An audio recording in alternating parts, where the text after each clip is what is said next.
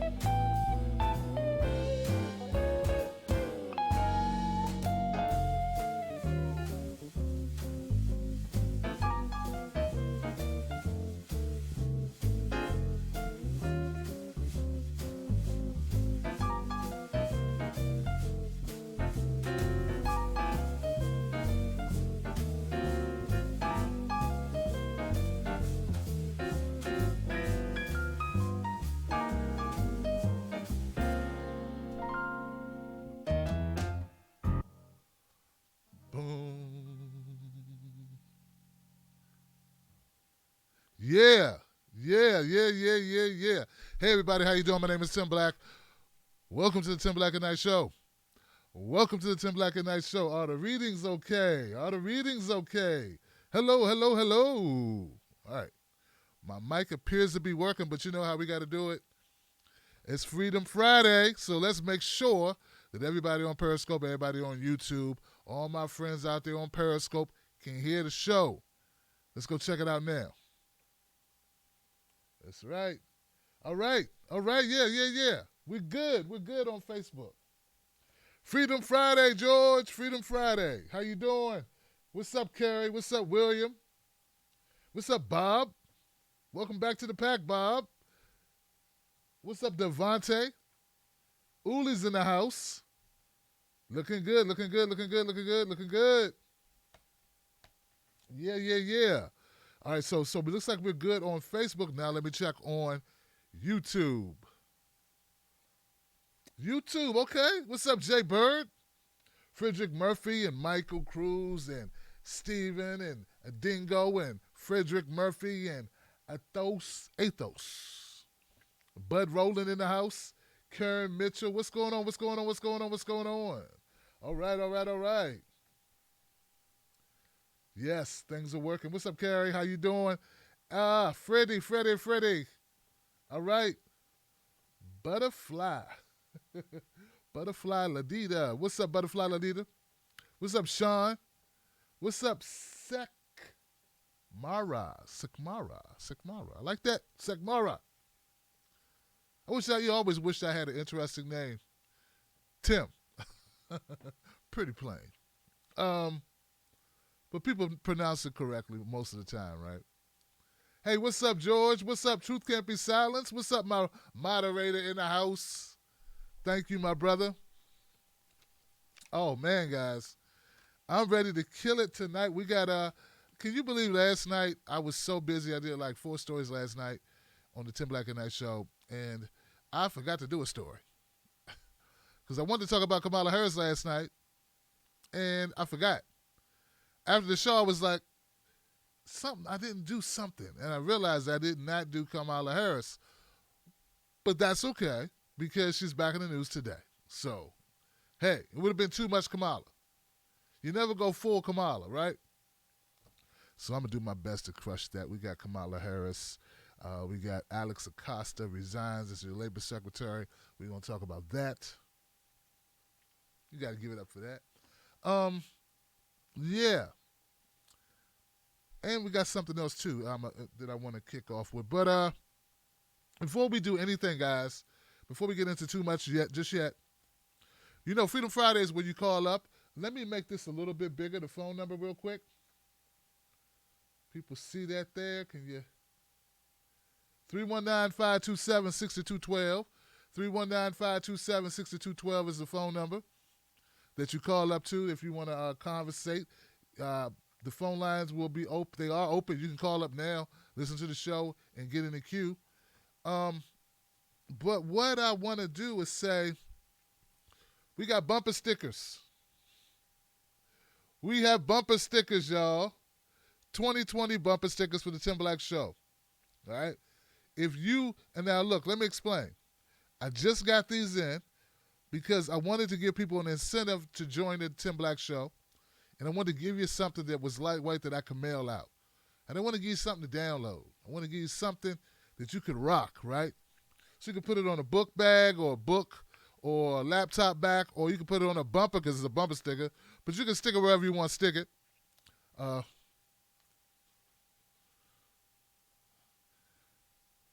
You can affix the sticker wherever you would like to affix the sticker. Man, just get one of these. If you're a $5 or more contributor to the show, right? And I think I got this from Bernie. If you get $5 to the show, I'll send you a bumper sticker. If you already get $5 to the show, I'll send you a bumper sticker. All you got to do is email me at tim@timblacktv.com and give me a mailing address where to send you the bumper sticker. Look, every video I put up is demonetized by YouTube. I have to go back and forth with them. They review it, and maybe a day later, sometimes longer than that, they'll let ads run on my videos. So every video I put up is the same way. So the only way I can keep doing what I'm doing is if I come up with ways to get people to become members, and then I'm not so beholden to YouTube. So if I get you to join the Tim Black Wolf Pack, I'll send you a bumper sticker. You agree for $5 a month, and I'll keep trying to come up with crazy stuff or good stuff or cool stuff that I think people want. Some people also said, you know those panel flags, like the team pennants?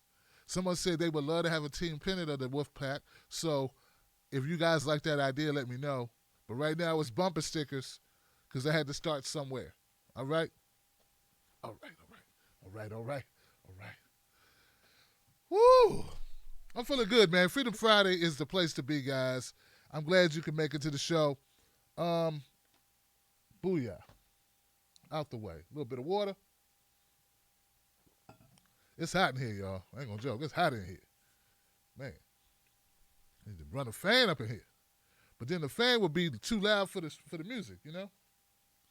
All right, so let's get things started. Special announcement. Oh, I got to get something off the printer, but that's okay. Special announcement, guys. Everyone's favorite senator, at least one of our very favorite senators, because we got a couple of favorite senators. Some people have more than one favorite senator, okay? But one of my favorite senators, who I had an opportunity to interview recently, just made a super announcement. That's right, guys. I'm talking about Senator Mike Gravel, former senator of Alaska. He's a kick-ass, take names kind of guy. He don't have time to play around with you. He's calling for the end of regime change wars. He's calling for America to focus on fixing the problems in America and stop focusing on taking over countries, colonizing, bending people to our will, robbing them of their resources, and also spending trillions of dollars on wars that could be avoided. Senator Mike Gravel announced today, that he has reached one of the requirements to be on that debate stage. Mike Gravel has passed the 65,000 unique individual donors. So give it up for that. And yeah, check it out.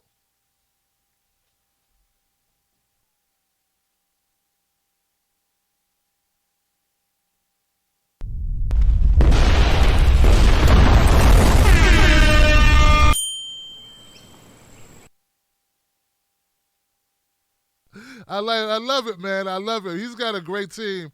Mike Gravel has a great team. Let me play that one more time, guys. That was cool.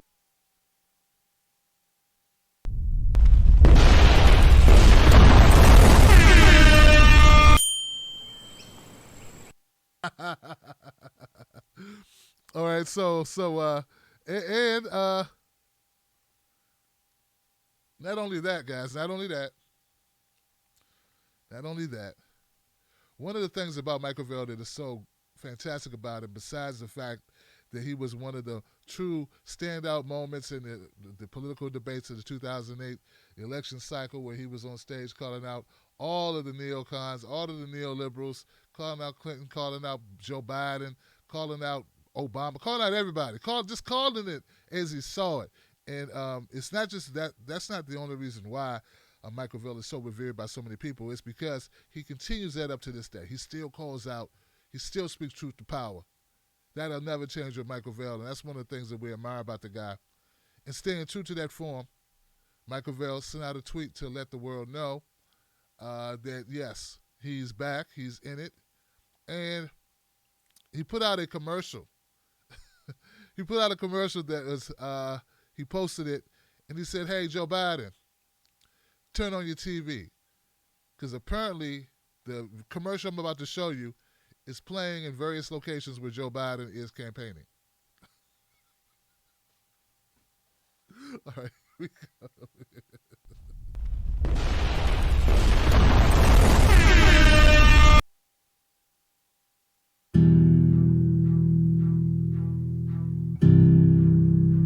I have the most progressive record of anybody running. Mr. President, I will vote to authorize the use of military force against Iraq. I do not believe this is a rush to war. I believe it's a march to peace and security. I do not view abortion as a choice and a right. I do not vote for funding for abortion. The concept of busing, that we are going to integrate people, is a rejection of the whole movement of black pride. Both political parties will understand the need for more police officers, of more prisons. We have predators on our streets. We have no choice but to take them out of society. I don't think 500 billionaires are the reason why we're in trouble. The folks at the top aren't bad guys. I have the most progressive record of anybody running. I'm Mike Gravel, and I approve this message.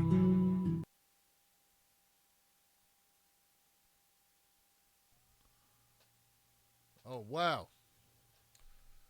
Yeah, tell me that's not a powerful commercial, a campaign commercial, guys. Go ahead, tell me. I want to hear people say that they saw a more powerful campaign commercial. He's going directly for the jugular of Joe Biden, and Joe Biden deserves every bit of it. See, when they're up there propping up Joe Biden, they leave out a lot of stuff about Joe, don't they? Yeah, they do. All right. Gravel says he's reached the donor threshold for primary debates. He announced it. He had reached the donor threshold to appear on the Democratic primary stage in Detroit at the end of the month. Gravel's campaign said it received donations from 65,000 unique donors. However, Gravel has not polled the 1% needed in at least 3 different polls. DNC approved polls, okay? So it's still other requirements that he has to meet. So I know I don't want to get people too excited without us knowing all the facts. So yeah, I'm happy. Look, it's a big win to have Michael Vell on the stage. All I'm saying is I don't know if it's going to happen or not. Either way, now come on, man. I want him to be on the stage, man. You know, I want to say either way I'm happy, but I really won't be happy if he's not on the stage, because Michael Vell, I can count on him to go out there and tell the truth. You know, I can count on him to go out there and say what needs to be said, okay? He did release a statement. He said, "I'm grateful to every one of the 65,000 donations to our campaign and the thousands more that have followed and supported us. I will do all I can to ensure their voices will not be silenced in this primary. The campaign hammered the DNC over the polling qualifications, saying it's in talks with National Party leaders, and he has retained counsel over the issue. So Mike Gravel is not going to go easy on this. He's not going to take the L and just walk it off. He's going to fight for it. He's going to fight to be on that stage and have his say, and I fully support it. Full stop. I want Mike Gravel up there. I'm sure you do too. We need to spread the word about Mike Gravel. If you want him in the debates, guys, go to Gravel. Well, what the hell? We'll play his commercial again because I know he has it at the end of his commercial. So let's play that commercial one more time, guys, just to make sure we get the URL right.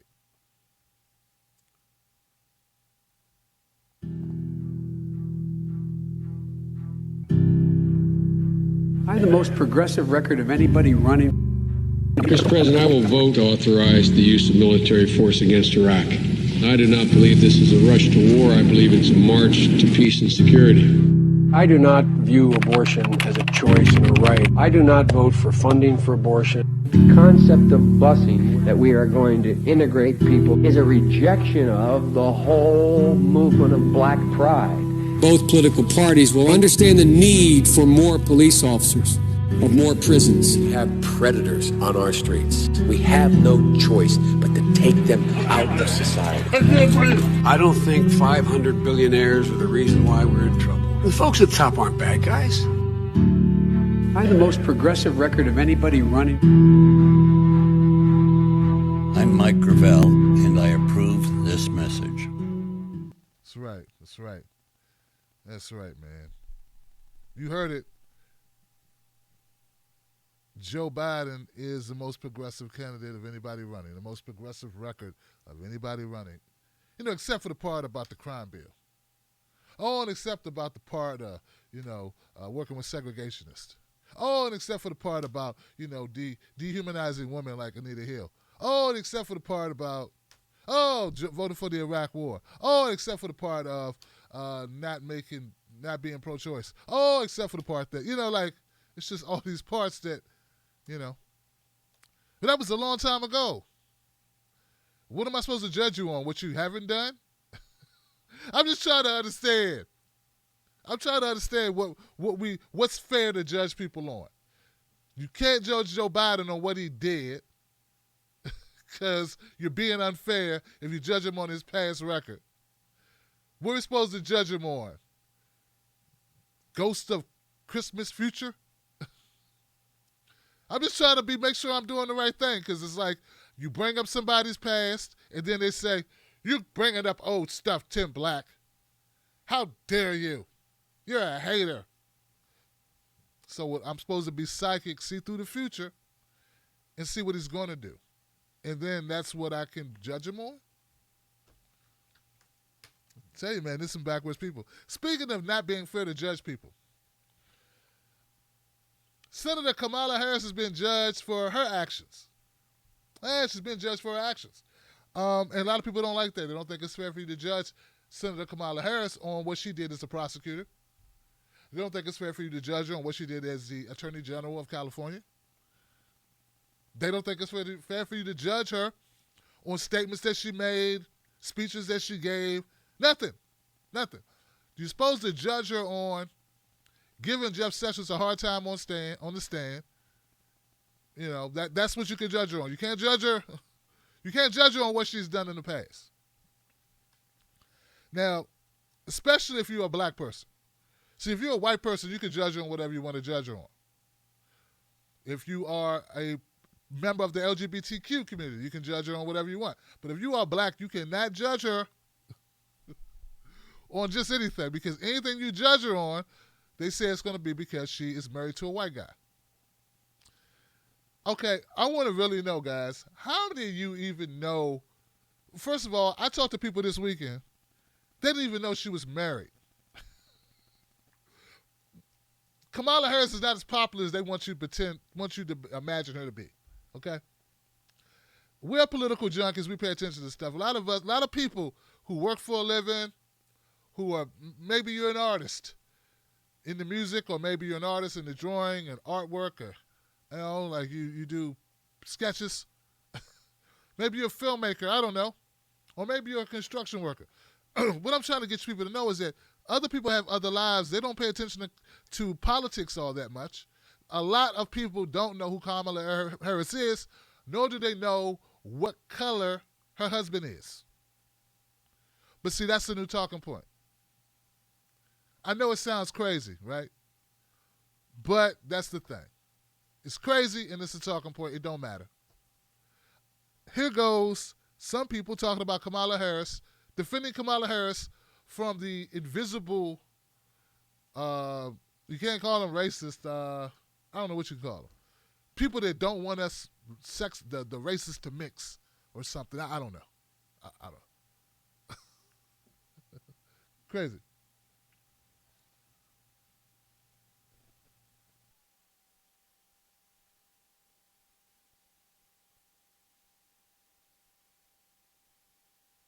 This may not be the only controversy surrounding race that she is going to have to deal with moving forward. I think that this is just a start of a lot of controversies that are going to come her way because she's a black woman. She's going to face a lot of scrutiny in a similar way, but not the exact same way that Barack Obama did. So one thing I think that's going to come up is the fact that her husband is white. And I think that certain men of color will have an issue with this. And I just want to put a marker down here to say that if you have an issue with that, you need to work that out in therapy and not at the ballot box. That's right. That is right.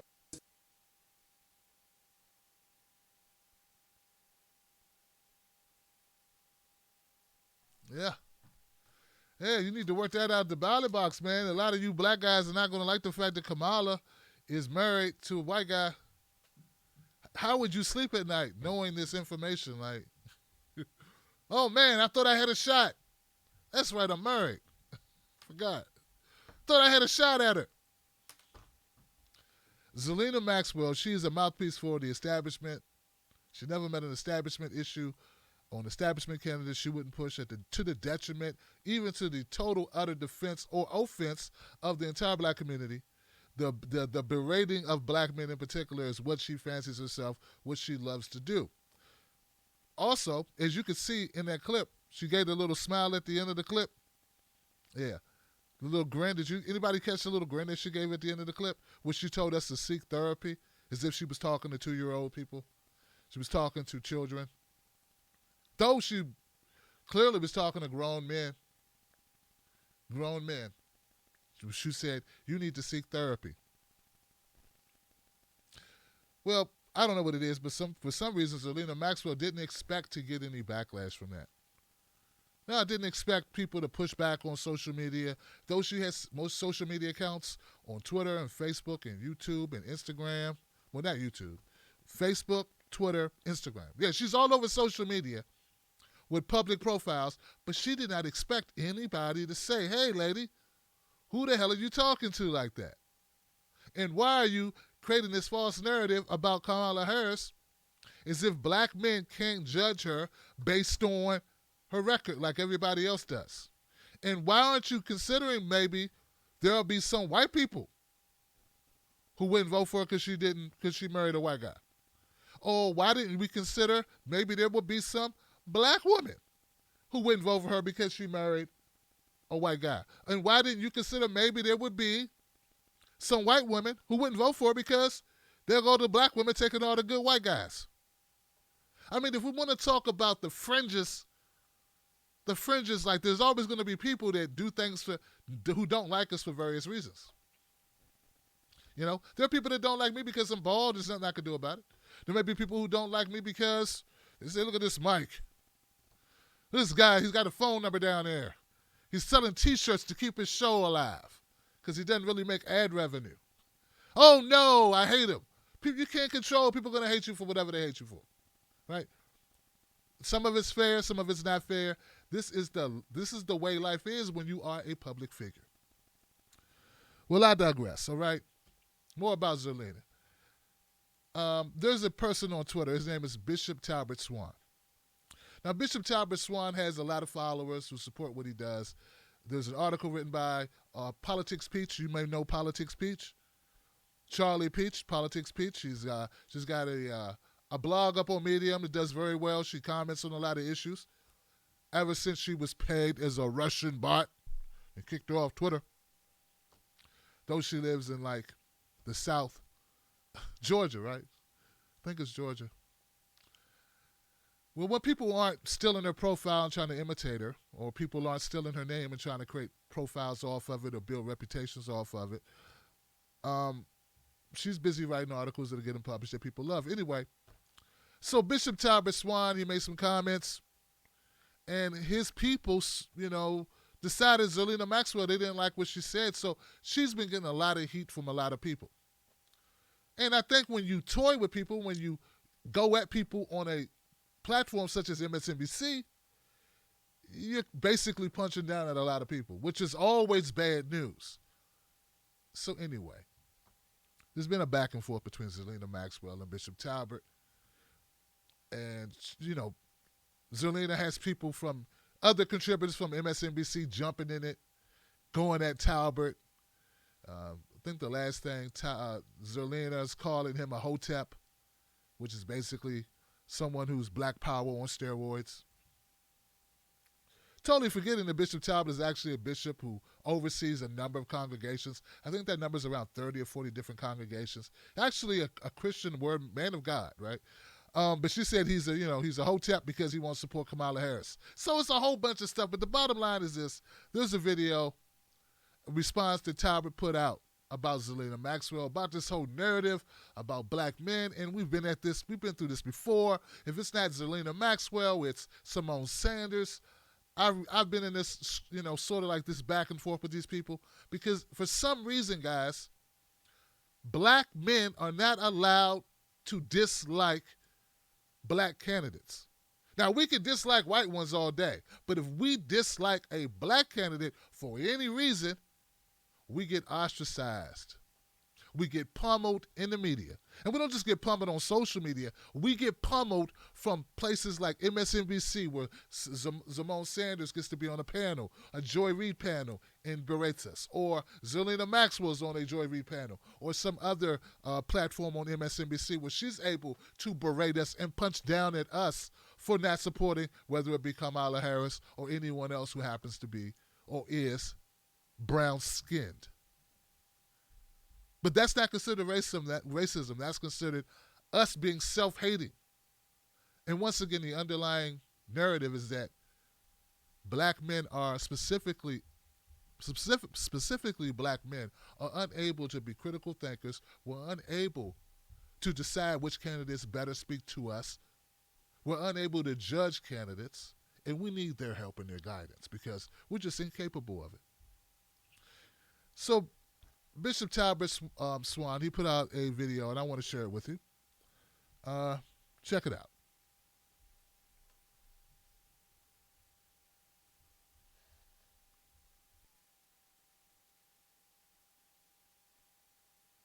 Or being labeled as sexist. And it doesn't matter if you critique her based on superficial things, as some have, like her marriage and her ancestry, or like many of us have, based upon her record and her policies, to silence the voice of black men who won't line up and walk in lockstep and support Kamala Harris or be quiet and not criticize her. They've decided to try to dismiss all of us. So this certain news commentator has decided to malign me and my followers, calling me Bishop Hotep, and telling me and my followers that we need therapy. Girl, I'm living my best life, all right? I'm out here on the vineyard while you're sitting here sweating how people decide to respond to this presidential election and who they decide to support, which is their business. But in any case, if you don't want your opinions and what you have to say about the election critiqued, you shouldn't be on TV talking about it. So at the end of the day, it's an infantile and sophomoric way of avoiding really engaging the substantive issues if you just summarily dismiss the opinions and legitimate concerns of all black men by labeling them as hoteps and sexist and all of that, then you don't have to really deal with the issues. The bottom line is the sister has some real issues that she has to be accountable to. And yes, we have the right to call her into accountability, and that's exactly what we're going to keep on doing. So anyway, I got to go back down here with my peep.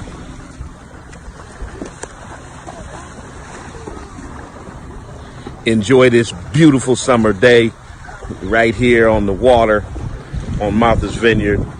So this is all the therapy that I need. Peace.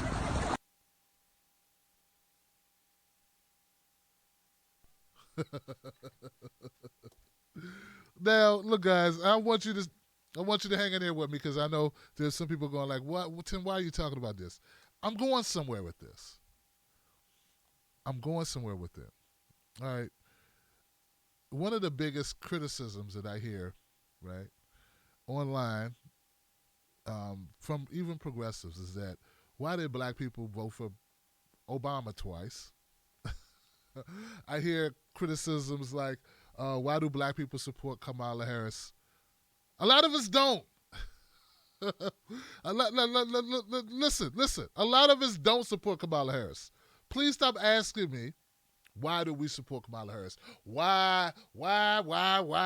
Listen, you don't understand the amount of pressure that some people are under, or the amount of ridicule we face from these paid establishment people like Zerlina Maxwell, like Joy Reid, like there's many others. Simone Sanders, a little less now that she works for Joe Biden. But these people browbeat the hell out of us for our support.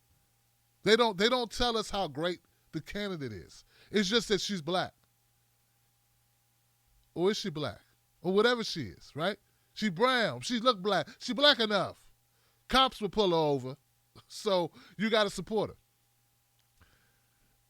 It's the most disrespectful thing I've seen online, coming from the establishment, and it just goes to show how much these networks don't really value black people, don't respect black people. In the tweet, I said this, guys.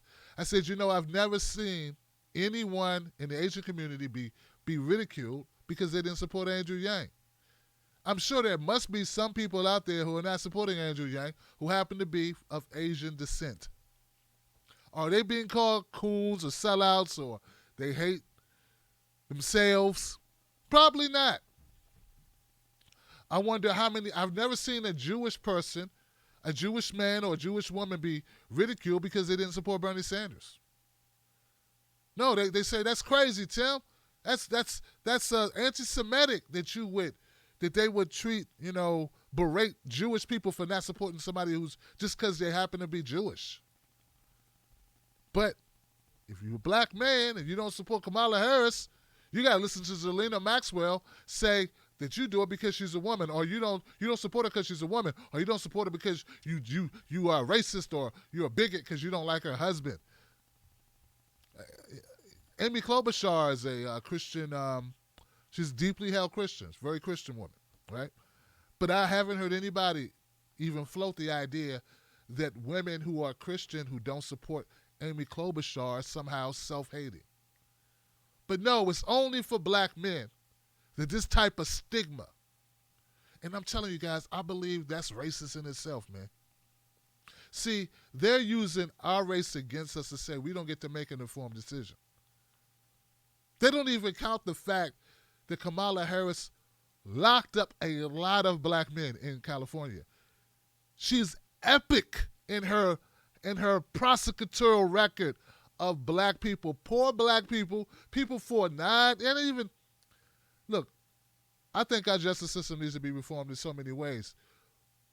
And I know we can have these conversations about how it needs to be reformed, but particularly in the areas of nonviolent drug offense. Kamala Harris was a strong supporter of the 3-strike law.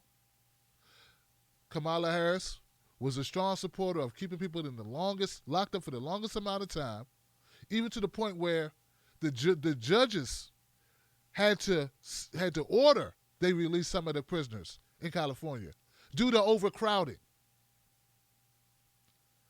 Kamala Harris is on record not wanting to give inmates good time, wanting to work them, wanting to use them as prison labor because it would save the state of California money. Not looking at these individuals as, hey, they've paid their dues, we're overcrowding, why can't we let some of these people go? No, she's like, no, we need them because it'll hurt our budget if we let them go too soon. We need to work them.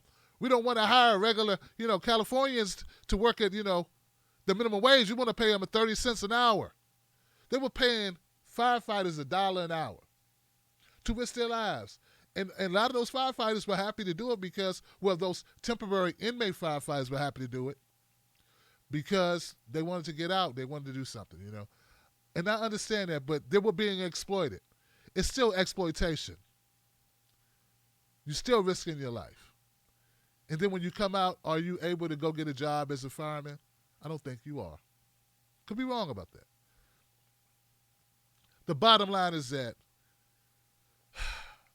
time after time after time, guys, is I do my best to try to reach out to black folks and educate them to the policies of candidates. There's this running narrative that these particularly, I never hear white people use it.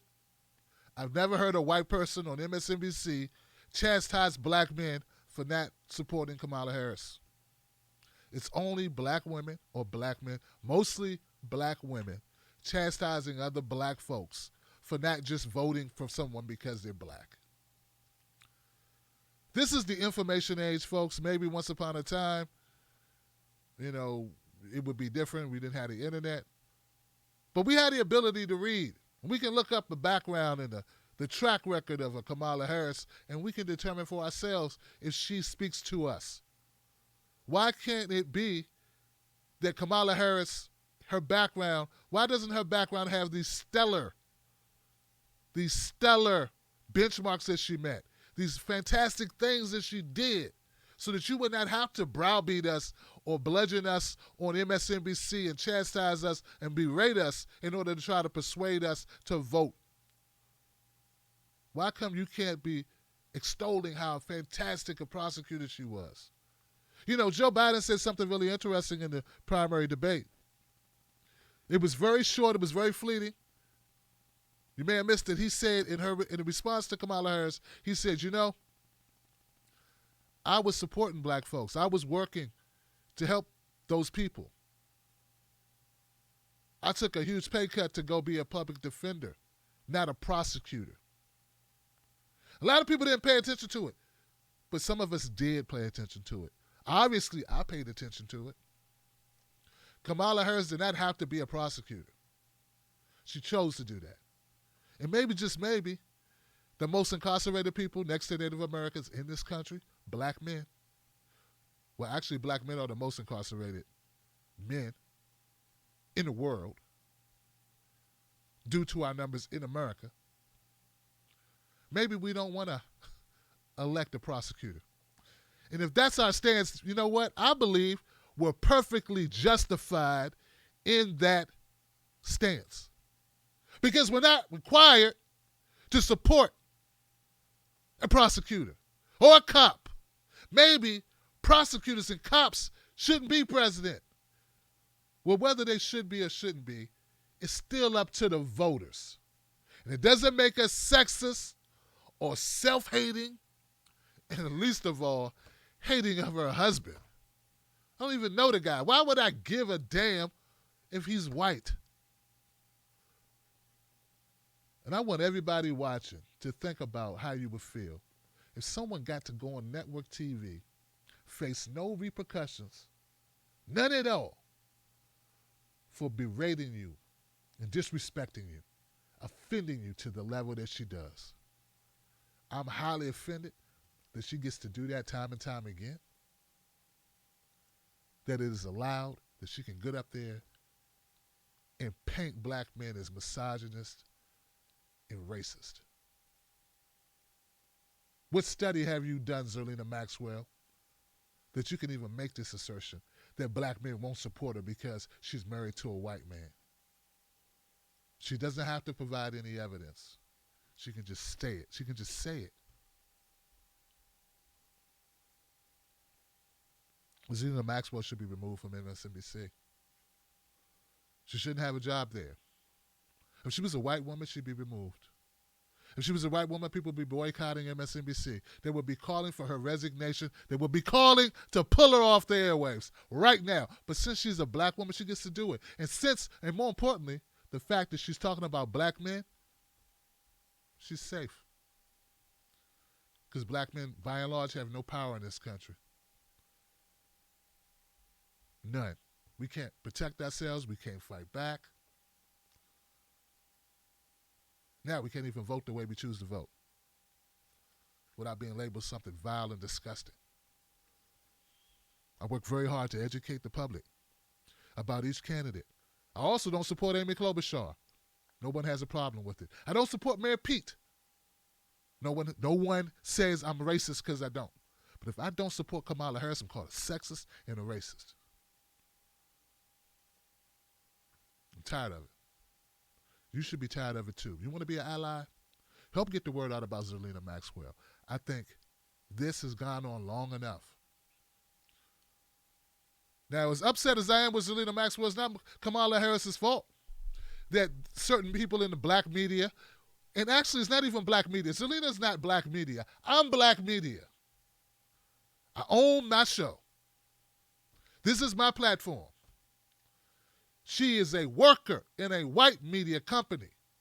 That's different. She's not black media. She's a black person who works in media. It's not Kamala Harris's fault that these black people who work for white media take a license to just degrade black men in this way. Speaking of degrading black men, So what I'm saying is don't hold Kamala Harris accountable for Zelina Maxwell. Kamala Harris didn't come out here and say, hey, any black man who doesn't vote for me ain't voting for me because of my husband. Kamala Harris's husband has to come out and say, hey, black guys, why don't you vote for my wife? You're not voting because you're racist against me. No, it's Zelina Maxwell. It's Joy Reid allowing her to do it on her show. And in this case, I don't know this black guy I know he's MSNBC. I don't know his name. I forget his name. But they allow that on their network. So what I'm saying is, though I'm not a supporter of Kamala Harris, I don't want her to, it's not her fault that Zelina Maxwell and these others take this tack with us. Let's hold who is responsible, who should be held accountable, let's hold them accountable. Because frankly, there's enough to talk about when it comes to Kamala Harris. We don't need to do that. We don't need to blame her for Zelina Maxwell, is what I'm saying. Or for MSNBC. Or for the Breakfast Club. Or for the Breakfast Club, because today the Breakfast Club had Kamala Harris back on there again. Because, see, this is this thing where they're doing their best to shove Kamala Harris down the throats of black people. If you're thinking, wow, I had somebody contact me like, Tim, this tweet you put out about Kamala Harris being on the Breakfast Club, is this a new tweet? She was just on it a couple months ago. Well, she's back again. Because their whole strategy is for Kamala Harris to have the ability to go in front of black people and sell. Now, I would play you a piece of the clip of Kamala Harris on the Breakfast Club, but the last time I tried to do that, they filed a copyright claim on me and blocked my video. The last interview, so I'm unable to do it. So I'm forced to surmise some of it. Charlamagne the God, who's so outspoken and so bold and courageous and, rebellious, known for speaking his mind, did nothing but kiss her butt the entire time. He even began the interview in the first 30 seconds by saying, so Kamala Harris, a lot of people don't think that a woman, particularly a black woman, can take on Donald Trump. See, they're doing this thing where they're making Kamala Harris one of the most powerful women in the country, a victim. And I'm tired of it. Kamala Harris was a prosecutor. She was Attorney General of one of the most powerful states in the country or the world, California. Now she's a senator, and now she's polling pretty well, like second or third, in some polls first almost, or second, third, or fourth, in a series of polls for the presidency. And still, we have to listen to people like Charlamagne tha God. And I know it's crazy that I'm even talking about Charlamagne tha God like he's really a voice of reason or a political-minded person. But that's what it is when you can get a job. You get a job, the white company hires these black people, they put them in place. They don't think for themselves. They don't do their own research. They just say whatever's, what I'm supposed to say. Oh, just say this? Okay, I'll say it. Oh, what you want me to do, boss? I'll say it. And they come out here and paint her as a victim. Kamala Harris locked up more black men in slavery. And she wanted to keep it that way. Kamala Harris was so far right that she beat the Republican she was running against for the job of Attorney General. That's how far to the right she was. She done ran from the left to the right to the middle, everywhere she had to run in order to get power.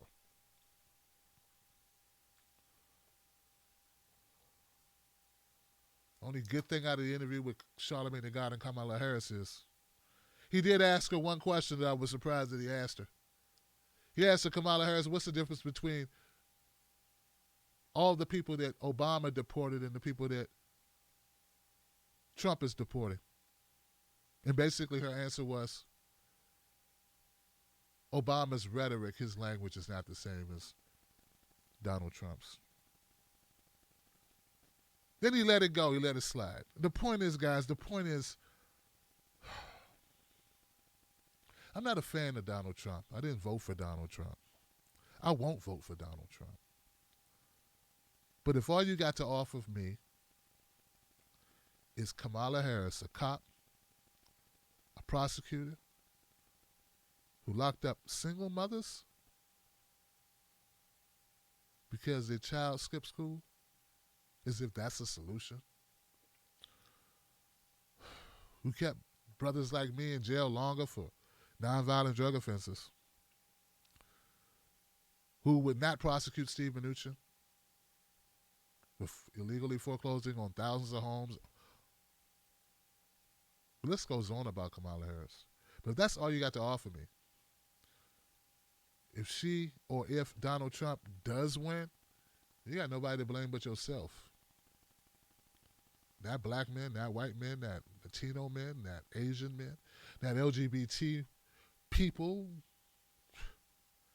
not Jewish men, no one. Native American men, no, or women, doesn't matter. You have no one to blame but yourself.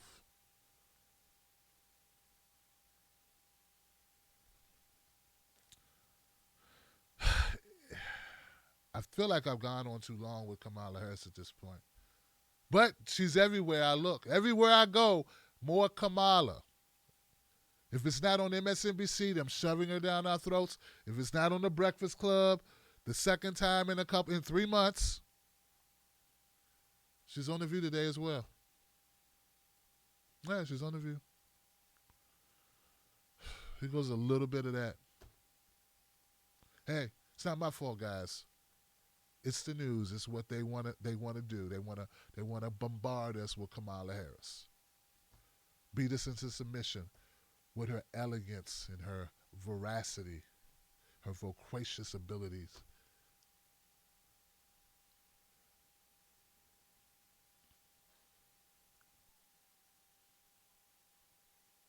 Right. Well, I think we're all in agreement of how abhorrent all of it is, and it's very difficult to talk about, but I'm glad we are. Yeah. I need to pivot, though, if you don't mind. So let's talk about Joe Biden. Okay. And your confrontation with him at the debate like we just saw. So back in January, you told NPR News, quote, "You're not going to hear me criticize Joe Biden. I think he's a great guy." There's another woman of color in the race, Congresswoman Tulsi Gabbard, who has denounced your attack as a, quote, political ploy, given that your position on busing doesn't seem all that different from Joe Biden. So I think a lot of people are curious what happened to that promise, and what would you say to Congresswoman Gabbard? I have attacking Joe Biden, but I am going to point out our differences of opinion on a very critical moment in the history of the United States. In 1954, the United States Supreme Court unanimously decided Brown v. Board of Education because there were segregationists in the history of our country, including the members of the United States Senate, who lived their career and their reputations on the basis of ensuring that the races would not be educated together. So the issue came up before the debate many days, if not weeks, which was the comments made about those segregationists and our difference of opinion about who they were. And that they worked on an issue that directly impacted me, which is this issue of busing. So, listen, this is a presidential race. And I absolutely agree and believe and maintain that we should not have personal attacks against each other. We should not be attacking each other. But we're on a debate stage. A Biden advisor called you slick and slippery. A Biden advisor just called you that. Well, you know what? We're on a debate stage. And if you have not prepared and you're not ready for somebody to point out a difference of opinion about the history of segregation in our country and what was necessary to deal with that, which at that time was busing, then you're probably not ready. Kamala, a lot of people were not for busing. I remember that. Black people, white people, everybody was sort of against it. There was like a small percentage. Now that you look back on it, you think it's a good idea? If I were serving in the United States Senate 40 years ago, when Joe Biden was serving there, yes, we would have been on opposite sides. You would have said that busing is good. I would, but let me tell you why. Because at that time, we had people leading state houses. We had people holding very high positions of authority and power in our country who were dead set on the segregation of the races, yes, on the issue of integration of our public schools. That's why Brown v. Board of Education had to go to the United States Supreme Court. That's why Earl Warren, because this issue is so important, if you read his history, he said, this is such a fundamental issue about fairness in our country that it is critically important the court is unanimous in this decision, because this should not be about politics. It is a core issue of what's right in our country. And why did it have to go to the United States Supreme Court? Because there was violent, and I'm not saying that word casually, I know, violent resistance, I remember, to the desegregation of schools. Yeah. And I think I hear what you're saying. I think some of the criticism was there were T-shirts made immediately, and that your photo was put up, I think, within a few minutes of the statement being said. So I think that's what Congresswoman Gabbard was speaking of. I haven't talked about it, but I just think that on this issue, we disagree, and it should not be characterized as a personal conflict. Right. We disagree. Okay. We'll be right back.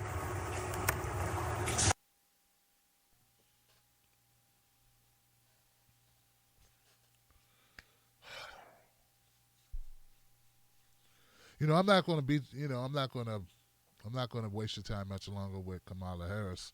I think most people have formed their opinions about her at this point. In this segment, or you get the gist of what I'm getting at in this segment about Kamala Harris. I'll just say, yes, she was playing politics. I'm anticipating for Kamala Harris to be the focus of attention during the next debate, and then we'll see how things play out when she's on the hot seat, when her record is brought up. And when that happens, I don't want to hear about the claims of sexism or misogyny. What's good for the goose is good for the gander. Tulsi Gabbard spoke about it. She said it. You heard Meghan McCain point it out that she felt it was all political posturing, and I believe it's true. I also felt that Tulsi Gabbard would have been best served not getting in the middle of Joe Biden and Kamala Harris. I feel that both Joe Biden and Kamala Harris are not good for the country. I can't see supporting either one of them. I think that they're both part of the problem. And I don't feel that way at all about Tulsi Gabbard. But Tulsi Gabbard, soon, very soon, I will be interviewing her, and I'll be talking to her about it and getting her point of view. Lastly, Kamala Harris. You have your own record to contend with, to deal with, and I hope that you are ready to stand and prosecute or stand for your record. And I don't want to hear crying. I don't want to hear people crying wolf or any of that, because if you got a record, you should be able to run on it. If you can't run on your record, maybe you shouldn't run. All right. Now, shifting gears just before we go to phone lines, guys, I just want to throw this in. Jeffrey Epstein, we all know, the horrible individual, the billionaire, the man who should have been behind bars since 2000, the early 2000s, who got a slap on the wrist. Well, we all know he's looking at real time, and he should be looking at that real time. He's a further indicator of our justice system working one way for people with money and another way for people who don't have money and influence. Our labor secretary, or should I say our former labor secretary, Alex Acosta, resigned today. I got a clip of that right here. Alex called me this morning and he wanted to see me, and I actually said, well, Alex called me this morning and he wanted to see me, and I actually said, well, we have the press right out here, so perhaps you just want to say it to the press. But I just want to let you know, this was him, not me, because I'm with him. He's a tremendous talent. He's a Hispanic man. He went to Harvard, a great student. And in so many ways, I just hate what he's saying now, because we're going to miss him. But please, Alex. Thank you, Mr. President. Over the last week, I've seen a lot of coverage of the Department of Labor. And what I have not seen is the incredible job creation that we've seen in this economy. More than 5 million jobs. I haven't seen that workplace injuries are down, bucking a 3-year trend. Workplace fatalities are down, bucking a 3-year trend. That we had the safest year ever in mining, the lowest number of fatalities ever in mining. I have seen coverage of this case that is over 12 years old, that has input and vetting at multiple levels of Department of Justice. And as I look forward, I do not think it is right and fair for this administration's Labor Department to have Epstein as the focus rather than the incredible economy that we have today. And so I called the president this morning. I told him that I thought the right thing was to step aside. Cabinet positions are temporary trusts. It would be selfish for me to stay in this position and continue talking about a case that's 12 years old rather than about the amazing economy we have right now. And I did have a falling out a long time ago. The reason doesn't make any difference, frankly, but I haven't spoken to him in probably 15 years or more. I wasn't a big fan of Jeffrey Epstein, that I can tell you. And now if you look, the remnants hurt this man, and I hate to see it happen. I will say this, and I say it again and I say it loud and clear. Alex Acosta was a great Secretary of Labor. What he's done with plans, and you see the plans coming one after another. You're just about done with the 401k, and that happened. Things that nobody would even think of. So it's very sad, but at the same time, he wants the focus to be on accomplishments.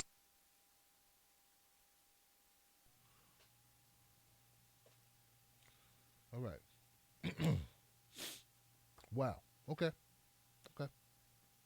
Now, if you watched that clip and you didn't have any background, you probably think, oh, man, this doesn't make sense. Donald Trump just said this guy's great. Alex Acosta is a great guy. Why is he going down for this? It's a 12-year-old case.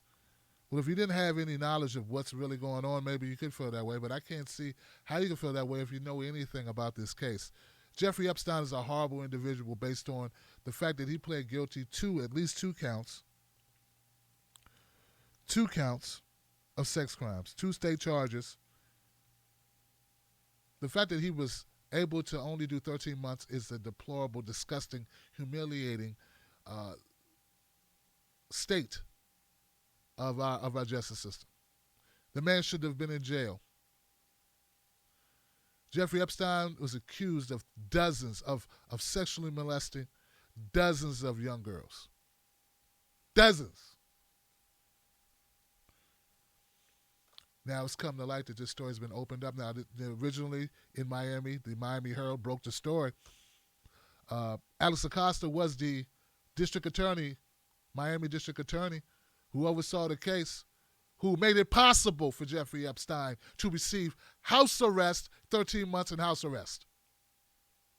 There's also information now leading to an investigation but it's being uncovered during the investigation. It shows that Jeffrey Epstein may have paid hundreds of thousands of dollars to notable individuals to make the case go away. As Acosta, they're not saying he was given money. At least that hasn't been proven yet or alleged yet. Somewhere in there, there must have been some incentive for Alex Acosta, unless he just likes pedophiles.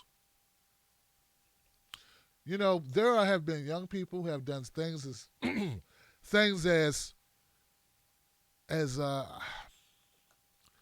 less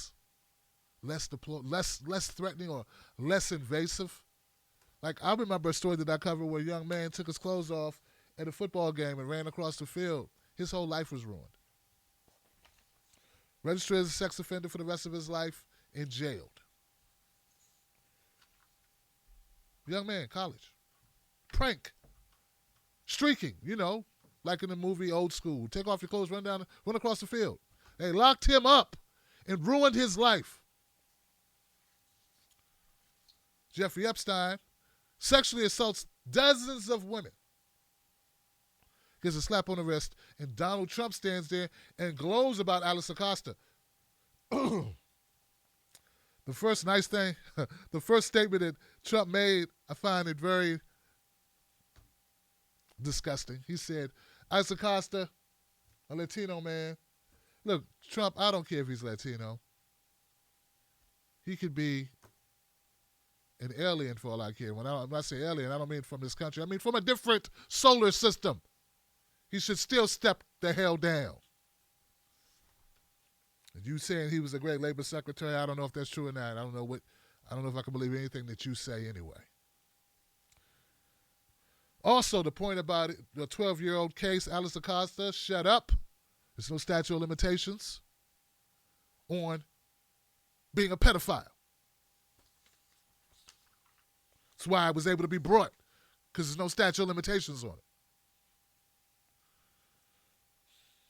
And all of that is disgusting, and all of it is horrific, and it's like, man, I can't believe this is what we do. And it just harkens back to that freaking story I did on Tucker Carlson yesterday, where he's all talking about the exceptionalism of America and how we're such a kind and open-minded country. Well, we let pedophiles get away with being pedophiles, humiliating, destroying, mentally tormenting young women, physically, mentally, dozens of them, and all they get is a slap on the wrist because they have money. I don't know how open-minded. Maybe that's the wrong type of open-mindedness. I don't know. Maybe that's the wrong type of kindness. But see, we're all smart enough to know what this is all about. Money. Power. So if all that wasn't disgusting enough, if all of that didn't just zap you of all your energy, if all of that doesn't disgust you, maybe the fact that on the left, or the so-called left, all you hear are people tying Jeffrey Epstein to Donald Trump. And on the right, all you hear is them tying Jeffrey Epstein to Bill Clinton. You both lose. It's tied to both of them. And if you were about justice, and if you really cared about these girls, these young women, you'd be less inclined to look for a way for a win for your party. You'd just be associated or just focused on making sure Jeffrey Epstein never sees the outside of a fucking prison or a cell.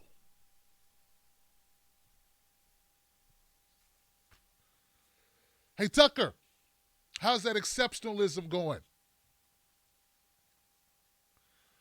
The phone number is 319-527-6212. Or is my condemnation of a justice system, an American justice system that will lock my son up. Now, this hasn't happened, but it could.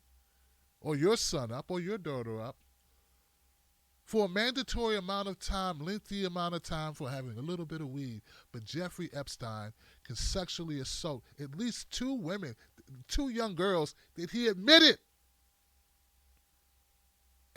to. He pled guilty. you'll do more time for getting caught with a joint. So do I hate America because I point that out? In Tucker Carlson's warped mind, it is, and to the bastards that's on my YouTube channel, who defended him in his insidious rant. It makes me an American hater. All right, folks, the phone number is 319-527-6212. I'll try to take calls in the order that they came in. Thank you for your patience. I had to deal with some scumbaggery, some fake newsery, and the like. I will keep my comments short from now on tonight. Try to get you an opportunity to talk. 319-527-6212. I'm going to the first call in the queue. I got a 401 number. 401, you're live, Freedom Friday. What's your name and what's your comment?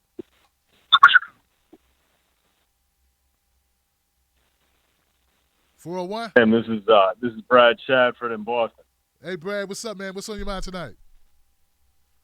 Hey, look, man, I got to say, I think we've got a winner looking straight in the face in Tulsi Gabbard, and if we don't actually embrace her as a candidate, we're going to get our ass kicked again. And the reason I say this is because I have sort of inside information, right? I'm a frequent InfoWars guest.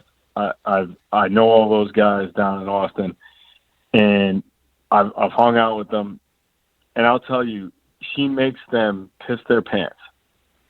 She scares the daylights out of them. And what I always get from them is like, oh, well, she can't win the nomination, so we don't have to worry about her. But if she did, we'd be scared to death. If we just let her get through it, if we just embrace the positive policies that she's putting out, we can win this damn next election, man. We can beat Donald Trump with Tulsi Gabbard, because there is no way that Donald Trump gets to stand on a debate stage and make Tulsi look less than, or make Tulsi look like she doesn't know what she's doing, because the man doesn't have any clue what he is doing. And she will not cower the way Hillary cowered. I'm telling you, this is the way we win. And if people don't understand this, it's because they don't understand the Trump voter.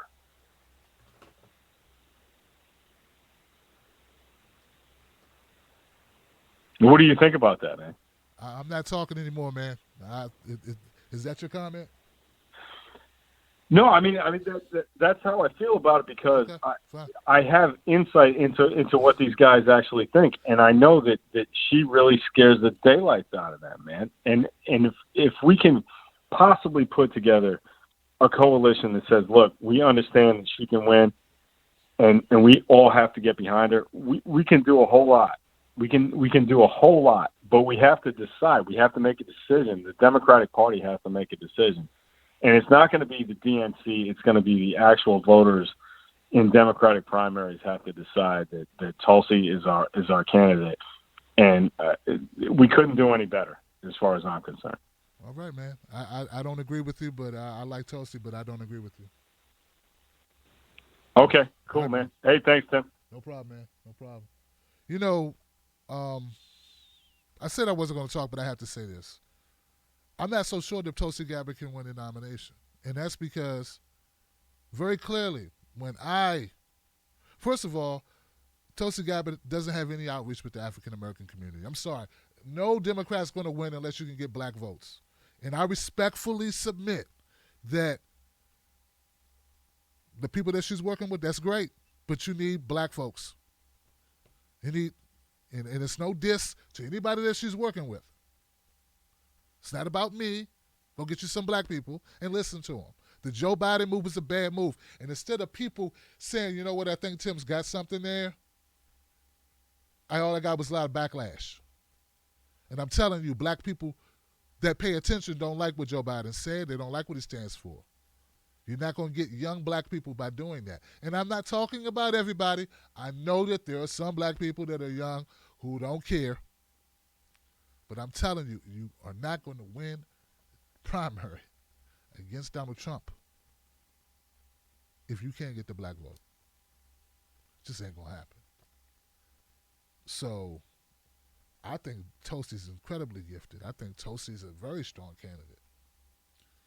Is she going to get the black vote? Is she going to do what's necessary? Bernie finally woke up and realized, hey, man, I need to go after this black vote. And he has been making that a priority. I would say the same thing about Bernie if Bernie wasn't making a turn. Where's Toasty's turn towards this? I'm just saying.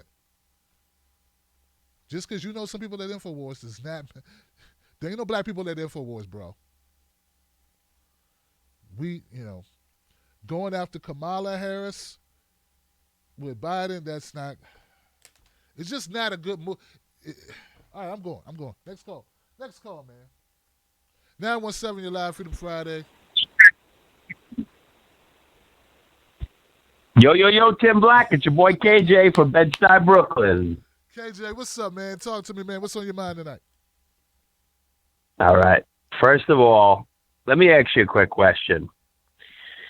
You're black, right, Tim? I am, brother. Okay. Is your mom black? Is your dad black? Yeah, they are, bro. Okay. Now, I'm Sicilian, but I'm also Irish. Now, my mother is Sicilian, so technically I'm really Sicilian with an Irish side, maybe an Irish liver, okay? And a temper. Kamala Harris is an insult to black people. She's not a black person. And I get this whole thing where all of a sudden somebody can be partially black and then own being black. Now it's cool. Now it's hip to be black. Let me tell you something. 30 years ago, nobody was fessing up to having black in their family or being proud of it, let alone using it to try to get to just a group of people. So, I mean, Italians, anybody I know, Irish people, you can't say you are one or the other if you are mixed. So, and you are what your mom is. Mom's Indian, so give me a break with this whole thing. If I was a black person, I'd be truly insulted. You know, it's just ludicrous. It's ludicrous that this woman who was Willie Brown's side bitch for 20 years, okay, we can't wait. Trust me. We hope Kamala Harris gets it. Because my boy Trumpy and his machine is going to dig into her past and shred her to pieces. She was Willie Brown's side bitch. She got 2 jobs because of him. Okay. I mean, her past is like ripe for the picking. She is going to get shredded. So Kamala Harris, go ahead, please. I hope you get it. Now, of course, I called and I had said in the past that I said it was going to be Biden right when he started running and she would be his VP. I don't know. I don't see that happening now. I think she just put a big monkey wrench into that happening. So, but the reality is, when I watch this stuff and then you just play this race card, at one point the black people have to stop saying, like enough is enough with like using us politically. And when you're in reality is they really don't do anything for black people any more than they do for anybody else, essentially, as far as constituents go. Because on that premise, Barack Obama was supposedly black, and he was the president for 8 years. But yet, I really don't know too many black people who come up to me and say their life is so much drastically better because of having a black president.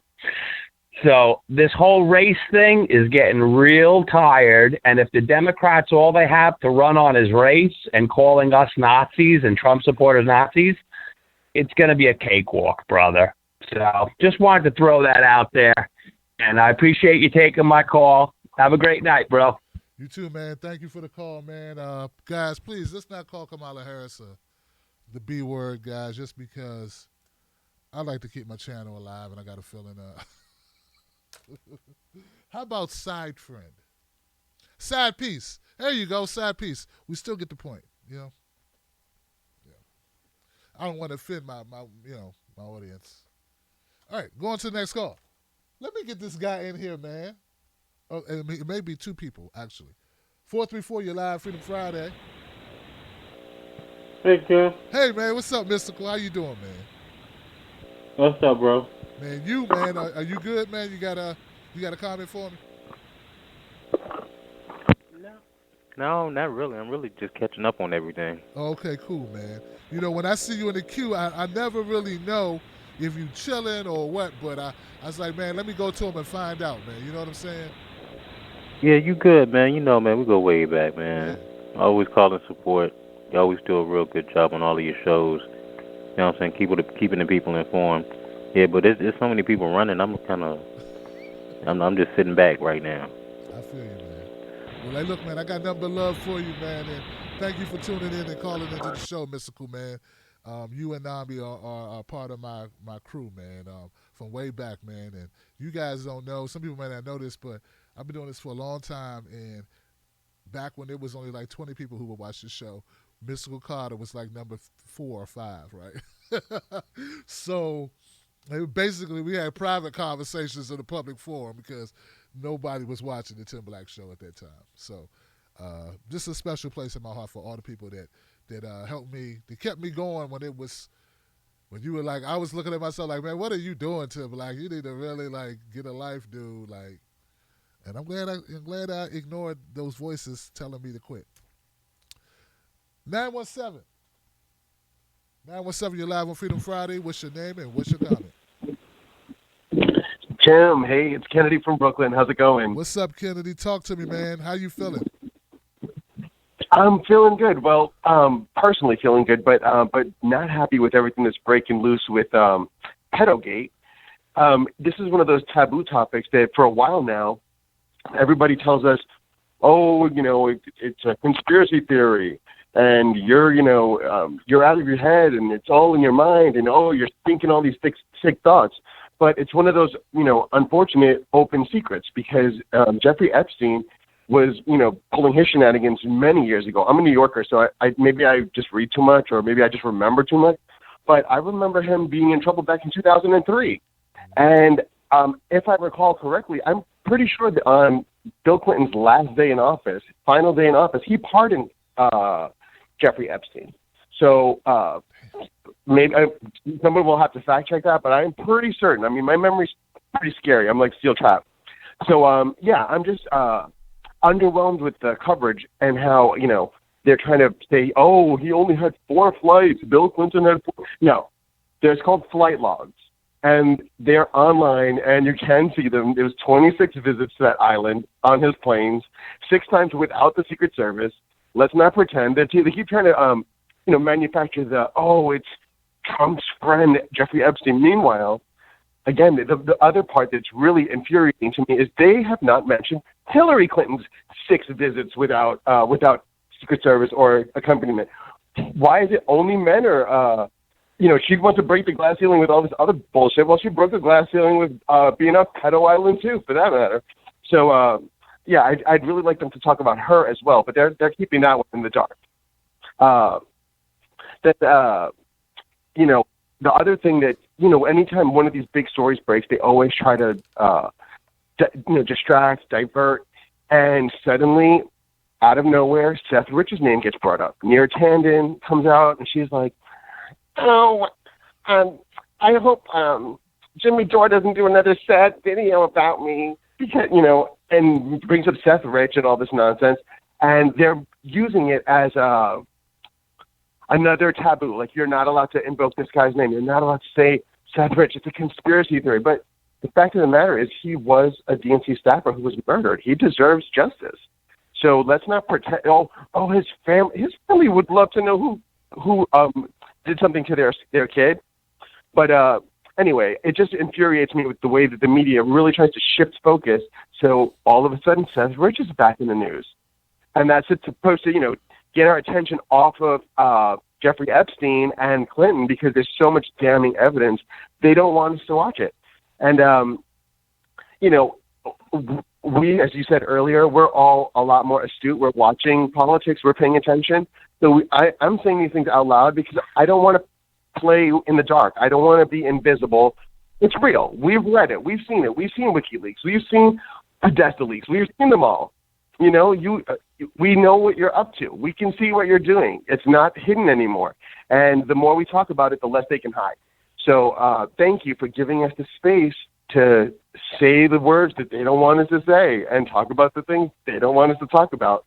because it's important. We need to know, and we need to be able to defend ourselves as citizens, because the elite class should not be able to get away with this two-tier government where they can literally traffic children, molest and rape them, and we're supposed to ignore it.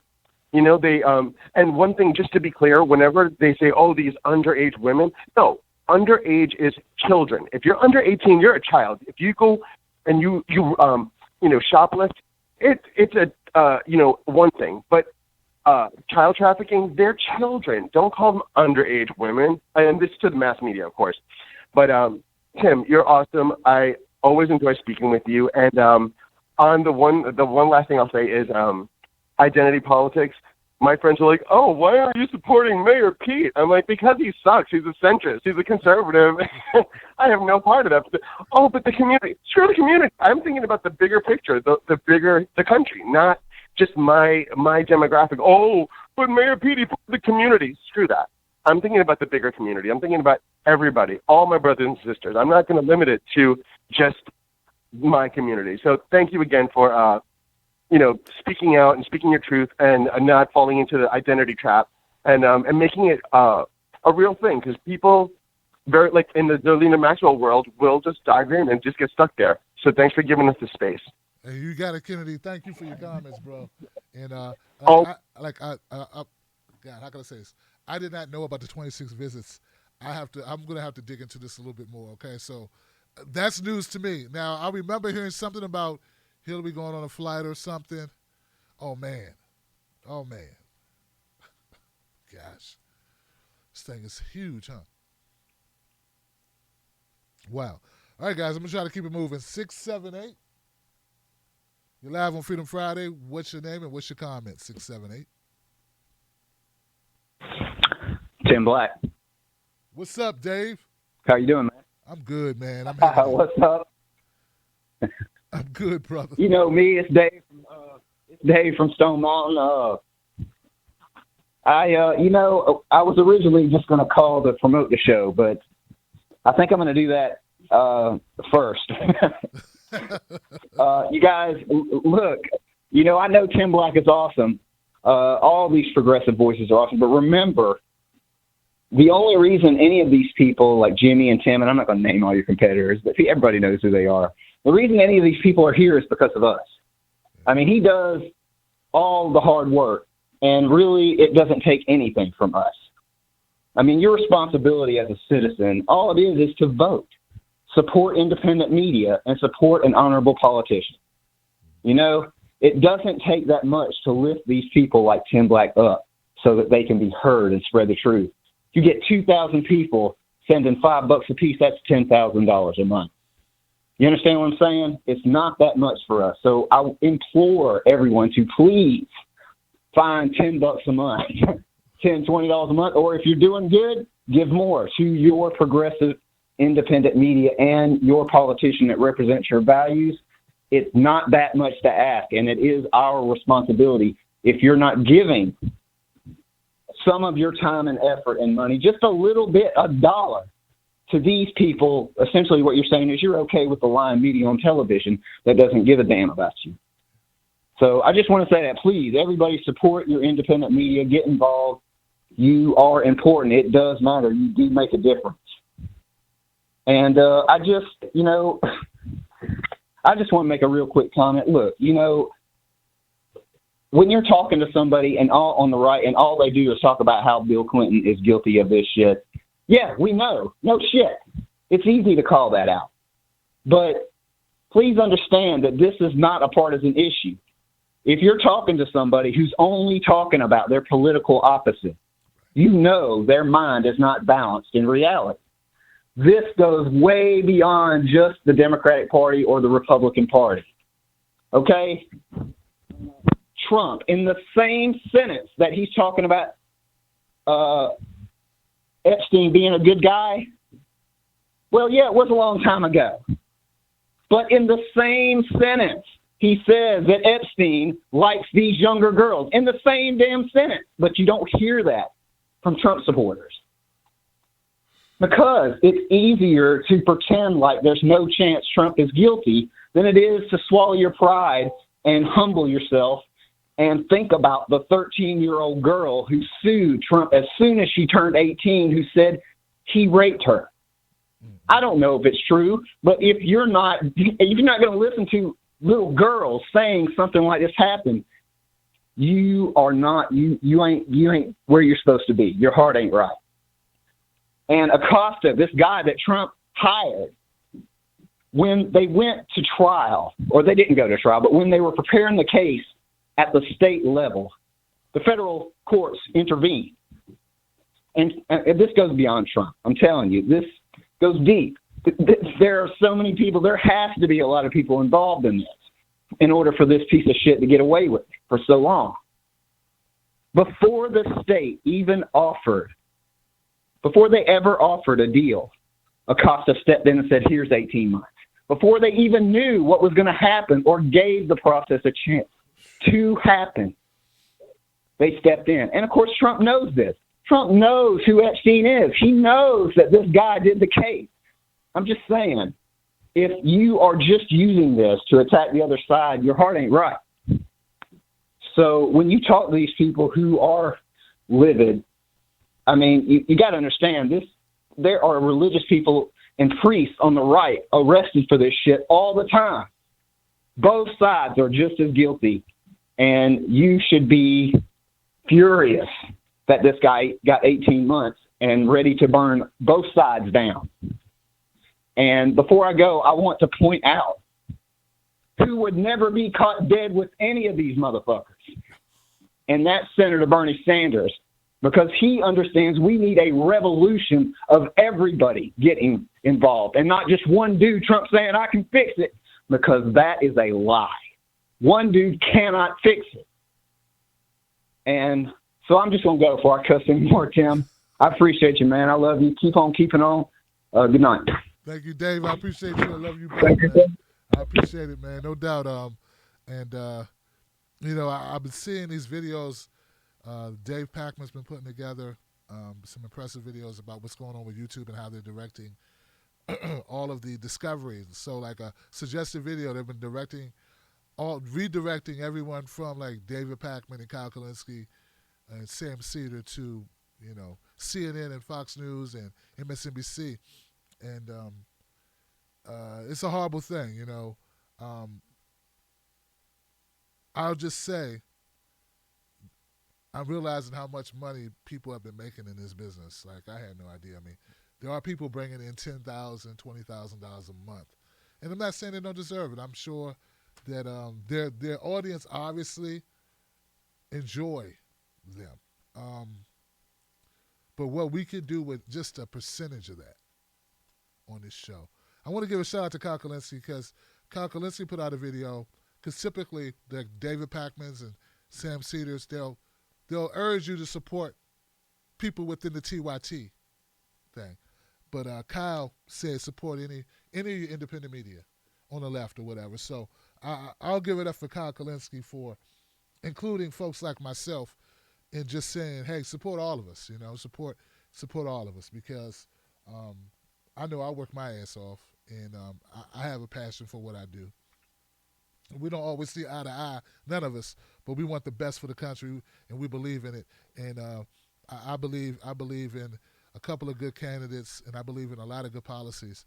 And I want money out of politics, and we can start there, and we can have that conversation. All right, I'm going to the next call. Thank you once again, Dave. Thank you for the people who contributed to the show via Super Chat. Someone said louder. You can't hear me? Oh, they said my mic is too low, guys. Wow. Someone else says my mic sounds good. I don't know. Someone said my mic is a little low. We'll try to cut it up a little bit, guys. All right. Maybe something's going on with the equipment. I'm almost peaking, according to my reading. I'll try to keep it there. I think that's as loud as I should go. All right.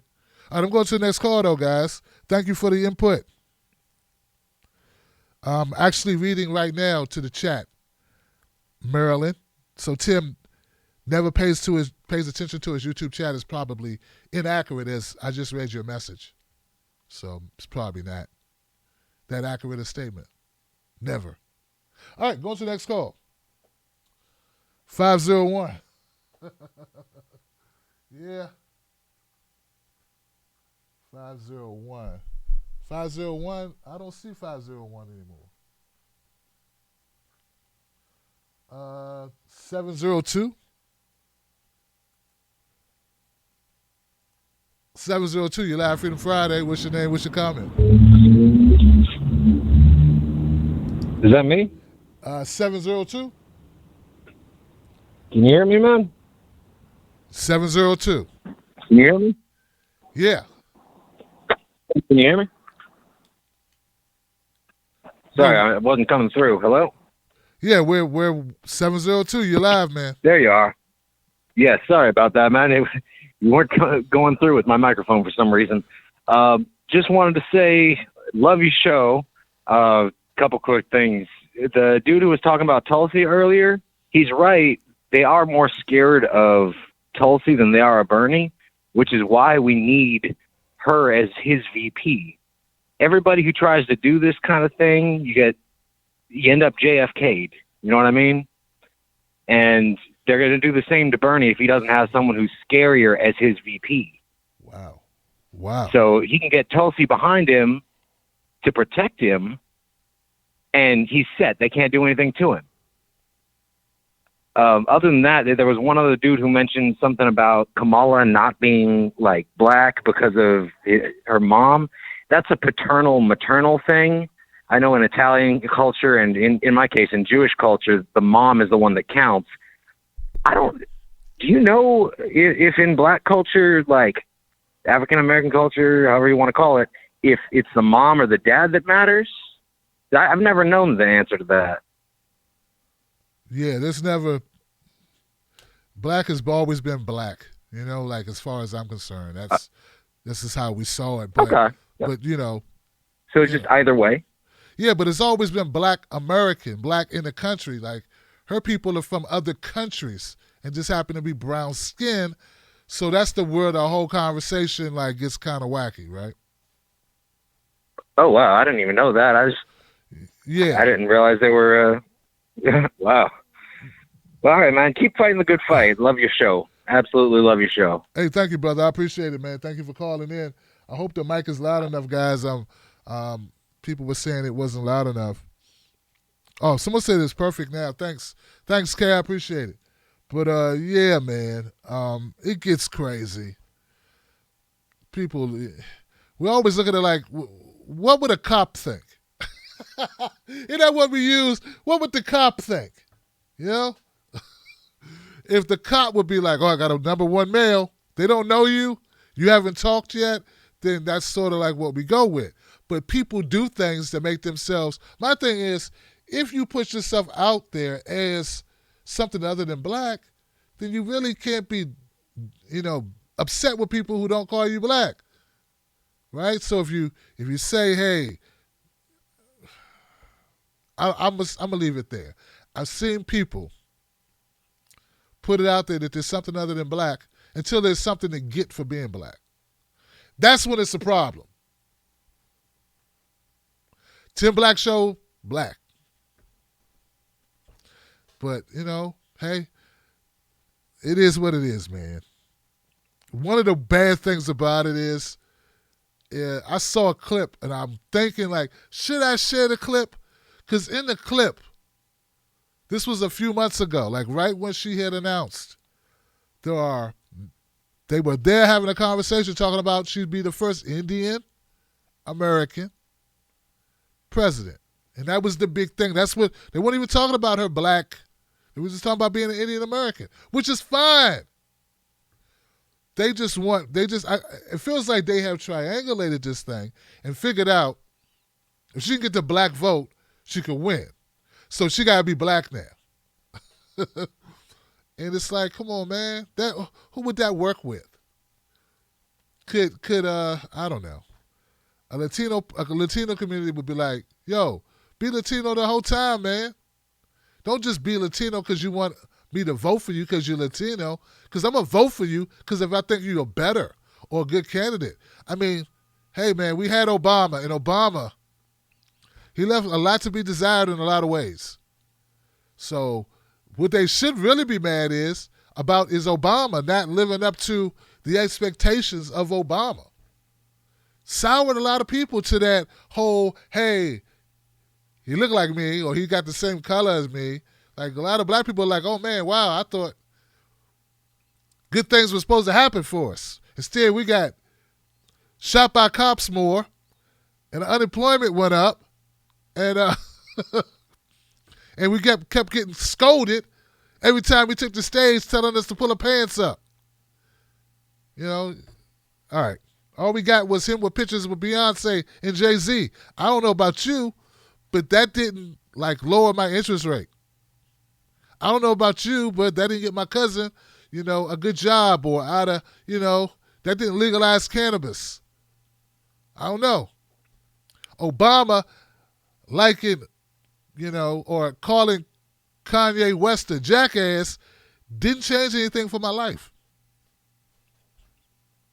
All right, I'm going to go to the next call, man. See, you guys got me started. It's your fault. 864. 864, you're live on Freedom Friday. What's your name? What's your comment? Hey, man. Hey, Tim. I'm big fan of your show from South Carolina. So, yeah, down here in the dirty South. With that being said, I just kind of wanted to piggyback on the previous caller. He talked about mainstream media.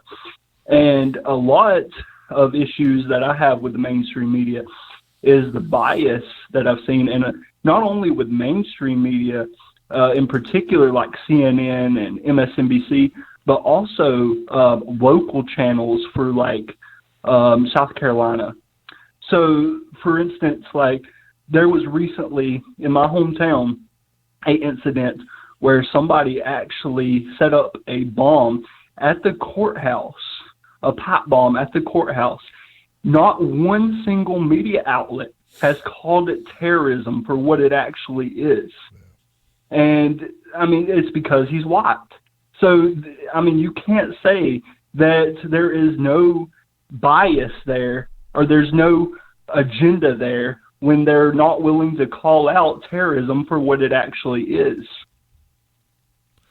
Well, and it's just really infuriating because, you know, you want the media to actually have a reputable or at least to where you can rely on them, but it's the same thing. It's just feeding the masses bullshit. That's all it is, and it's never going to change unless we support independent media. So that's why I'm a big fan of Secular Talk, David Pakman show, and also your show as well. I know that you and all the progressive voices, you guys are the way to go. So I'm definitely going to be supporting your channel as well as a couple other of progressive independent media channels. Well, we appreciate it, man, and we're very glad that you called up tonight to tell us what you thought, man. And you're right; they should be calling that a terrorist act. I mean, if you're gonna plant a bomb, that's like the epitome of a terrorist action. Like, come on, man, that's like terrorist 101. That's the first page of the handbook, right? Planting bombs. But thank you for calling in from the Dirty South, man. Let me keep it moving though to the next call. And see if I can get some more people in here. I've been running my mouth tonight. 831, you're live on Freedom Friday. What's your name? What's your comment? Oh, hi, Tim. This is Denise in Santa Cruz. And so I love your show. And I was just calling because of, you know, I watched Kyle Klinsky's video today, and I'd seen that one from Pakman the other day. And just how, you know, this is really just the beginning of the campaign season. And I just implore everyone to give, you know, even a couple of dollars a month, whatever it takes to the independent channels, YouTube personalities that get them through this election. Because, you know, what happened in 2015, 2016, when we had WikiLeaks and we had the rise of YouTube and personalities and, you know, differences of opinion. I mean, that scared the establishment. And so I knew they were going to pull all kinds of shenanigans and suppress our truth. And, you know, and you have been such a leader in this movement. And, you know, I just can't even imagine not having, you know, these voices that we have on the left to help guide us, to talk about our issues. And so I just really hope, you know, people can really give what they can, and what the other caller said, you know, and to give, you know, just whatever you can to the candidate that supports your values. And, you know, this is just critical mass right now because, you know, we're making such a push. Bernie's really making waves with the establishment. I mean, I feel like this anti-endorsement campaign is so brilliant, and it's really coalescing, you know, even people that were more centrist and, you know, blue no matter who crowd, they're seeing the hypocrisy of this. Like, I've even heard from some of my friends who are more on the liberal side than progressive, and they're like, God, this is really true. Like, this was some kind of a light bulb moment for them. So, you know, I feel like, you know, we as a movement are really breaking through, and we just have to support you guys to help us lead the way. So I really appreciate you, and keep up the good fight. Well, thank you, Denise. I appreciate you, man. Wow, what a glowing recommendation, man, and so much support. I'm sure everybody, all of the liberal folks, all the people on the left, I should say, who are in media, man, are smiling inside right now if they heard that statement, man. I appreciate it. Yeah, you know, these guys work hard, man. Like, it's not easy putting on shows. It's not, you know, easy, you know, going through this bad news. A lot of times it's really sad news, man. You got to get a life balance to deal with all the negative news we got to cover on a daily basis, man. Some of it really can hit you in the soul, especially election time, man. It was tough. 2015, 2016, man. Wow, man, that was a roller coaster, emotional roller coaster. So, yeah, you know, support your whoever it is that you watch. You know, those people, they deserve it, man. They, I appreciate it. Next call. 661, you're live on Freedom Friday. Hi, Tim. Hey. Thank you for giving us a voice. It's Trudy. Trudy, what's in up, Bakersfield. Trudy? Hey, what's on your mind, Trudy? I just want to point out that Kamala is not black or white or brown. She's blue, as in cop. She's a cop, and they're all blue. They stick together more than progressives will. And I want to say, if we don't get together and unite behind Bernie, the superdelegates are going to choose for us and choose another loser. Wow. And that's all I have to say. Oh, well, thank you, Trudy, for the speaking your truth, I should say. And you know, like, I just want to reiterate, guys, and I know you know. Hopefully, you guys know this, right?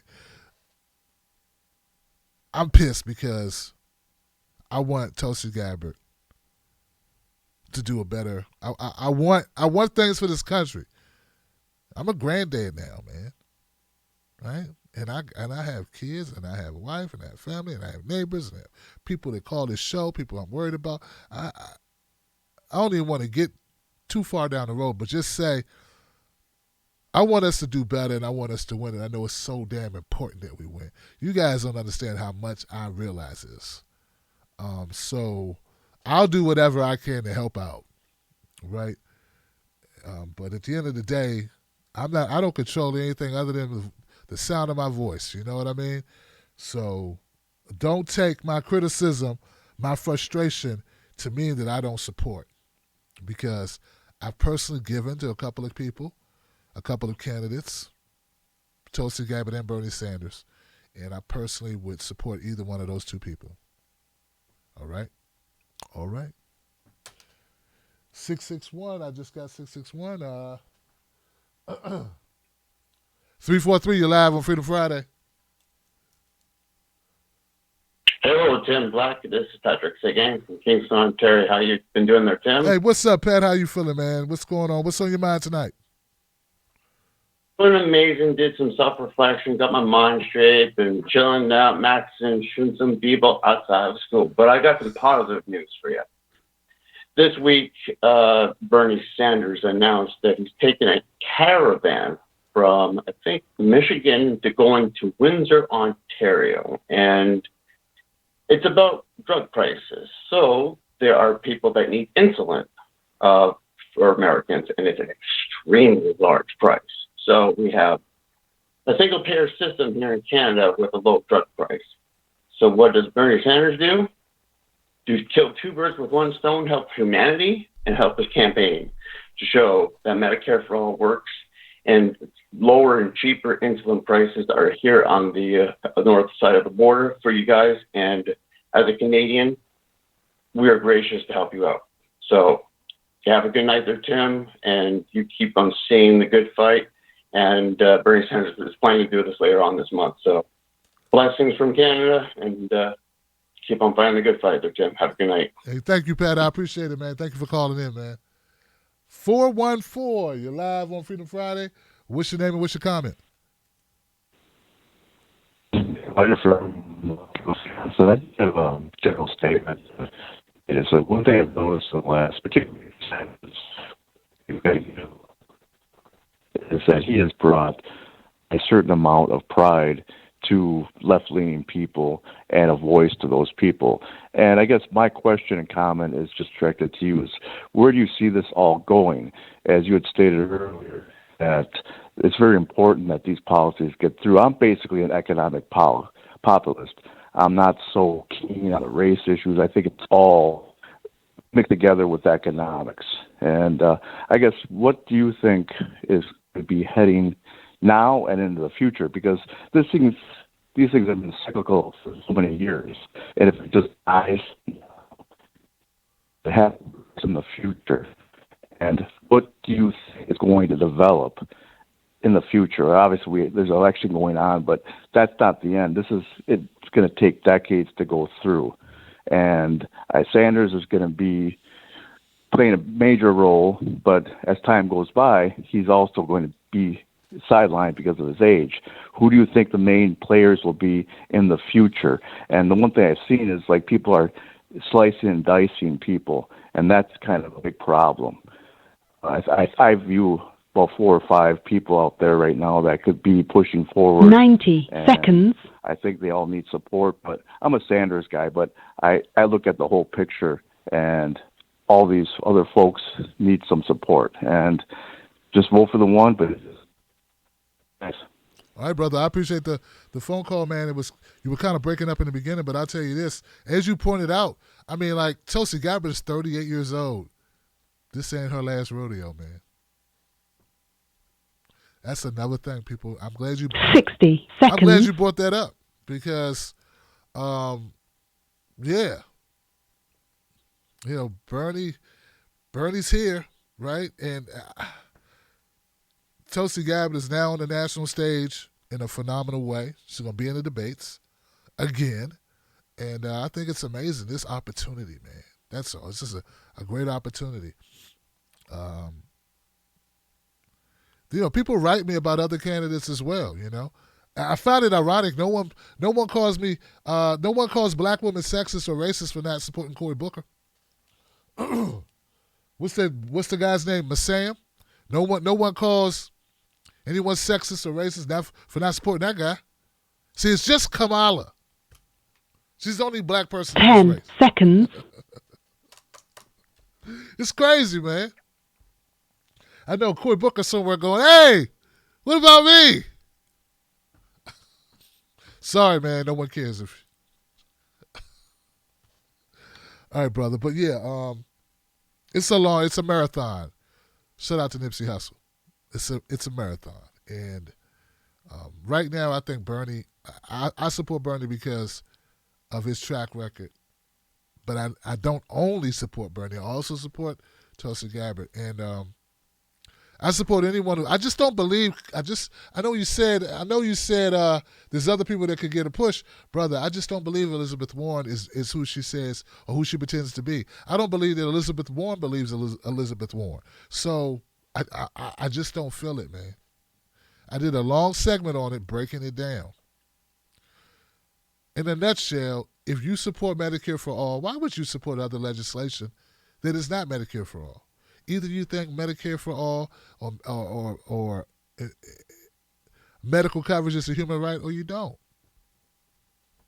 I happen to do. So no, I don't think there are 5 people or 4 people, maybe not even 3 people that deserve my vote. Right now, there's 2.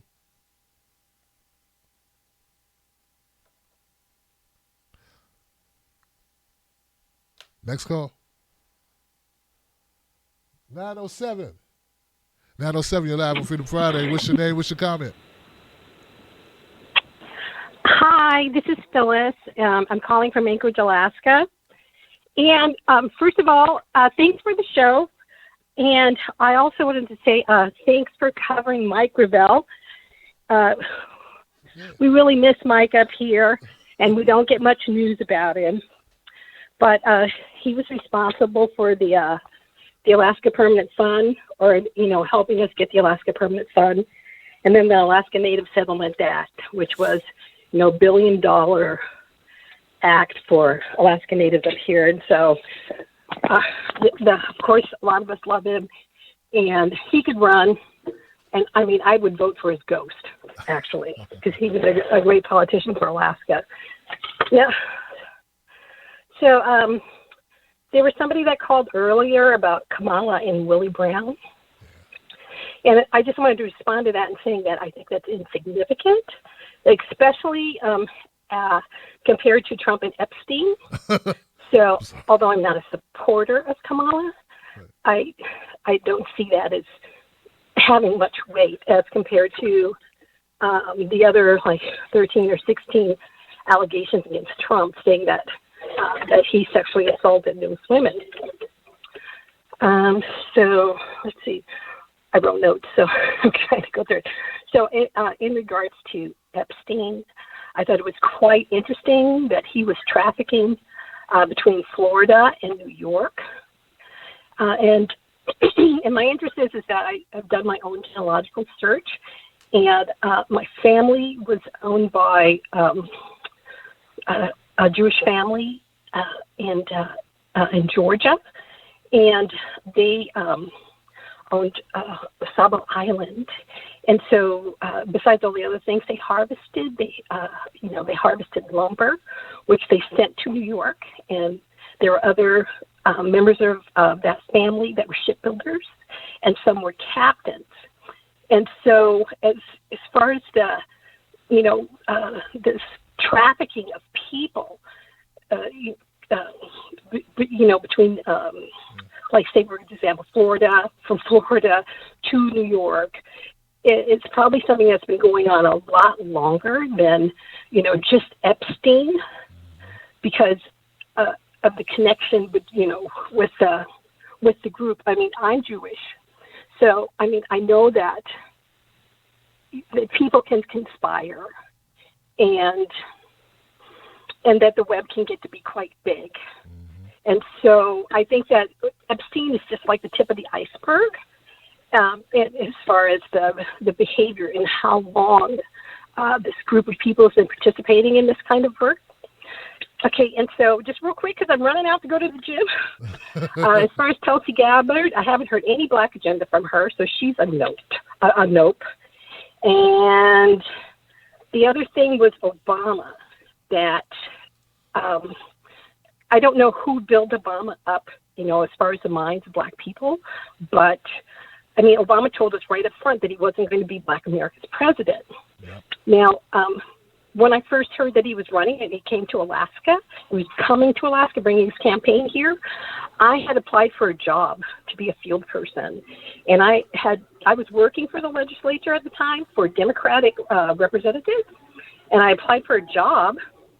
And they told me to my face that I would not get hired because I was black.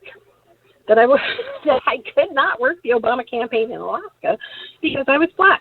I filed an EEOC case and won it. So, I mean, after that, I did vote for Obama because I didn't like Sarah Palin, even though she was our governor, and she was cool as our governor. But I mean, I just knew that she wasn't qualified. McCain, but at any rate, I think I've gone over everything that I wanted to cover here. And I wanted to thank you again for the show. And thank you for taking my call. Well, thank you, Phyllis, for keeping it 100. Hello? Yeah, thank you, Phyllis, for keeping it 100 and being so honest and sticking to your guns and just calling it as you see it. And thank you for pointing out we're in a different place as a country right now. Social media is a dominant force. I love how 1 minute they're saying social media stole our election or Russians use social media to steal our election.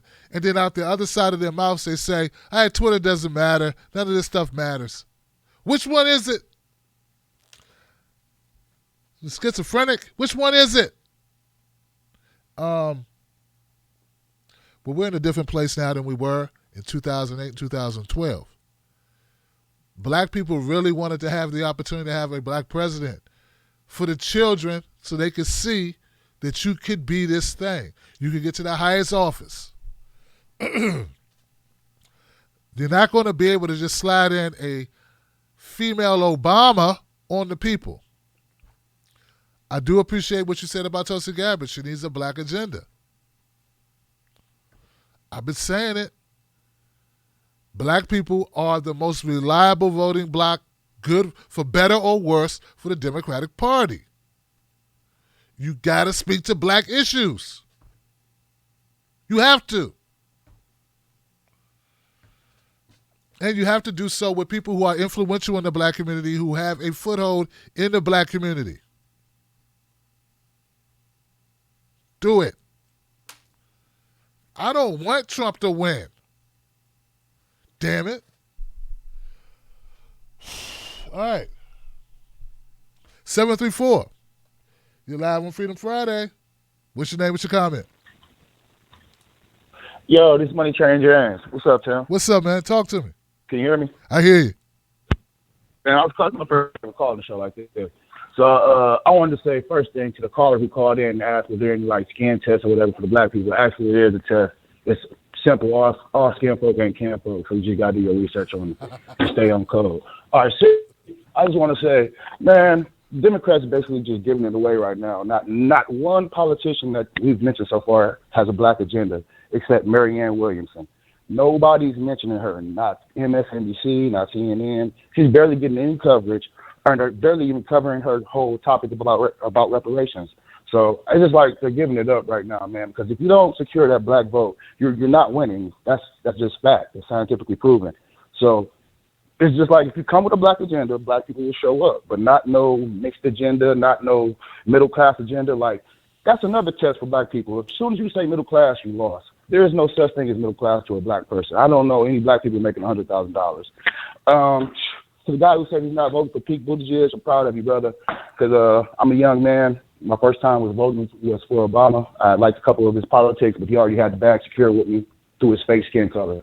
Never will happen again. Stay strong, y'all. Peace. Peace. There you go. Now that's more like what you're going to hear in black communities from people of a certain age. It's not just the internet, y'all. He don't usually call in to phone shows or the internet shows. I'm trying to tell people. Marianne Williamson, I was supposed to interview her. Then I had equipment problems. I was supposed to interview Tulsi Gabbard and Marianne Williamson. I hope to be able to make it up and do that again.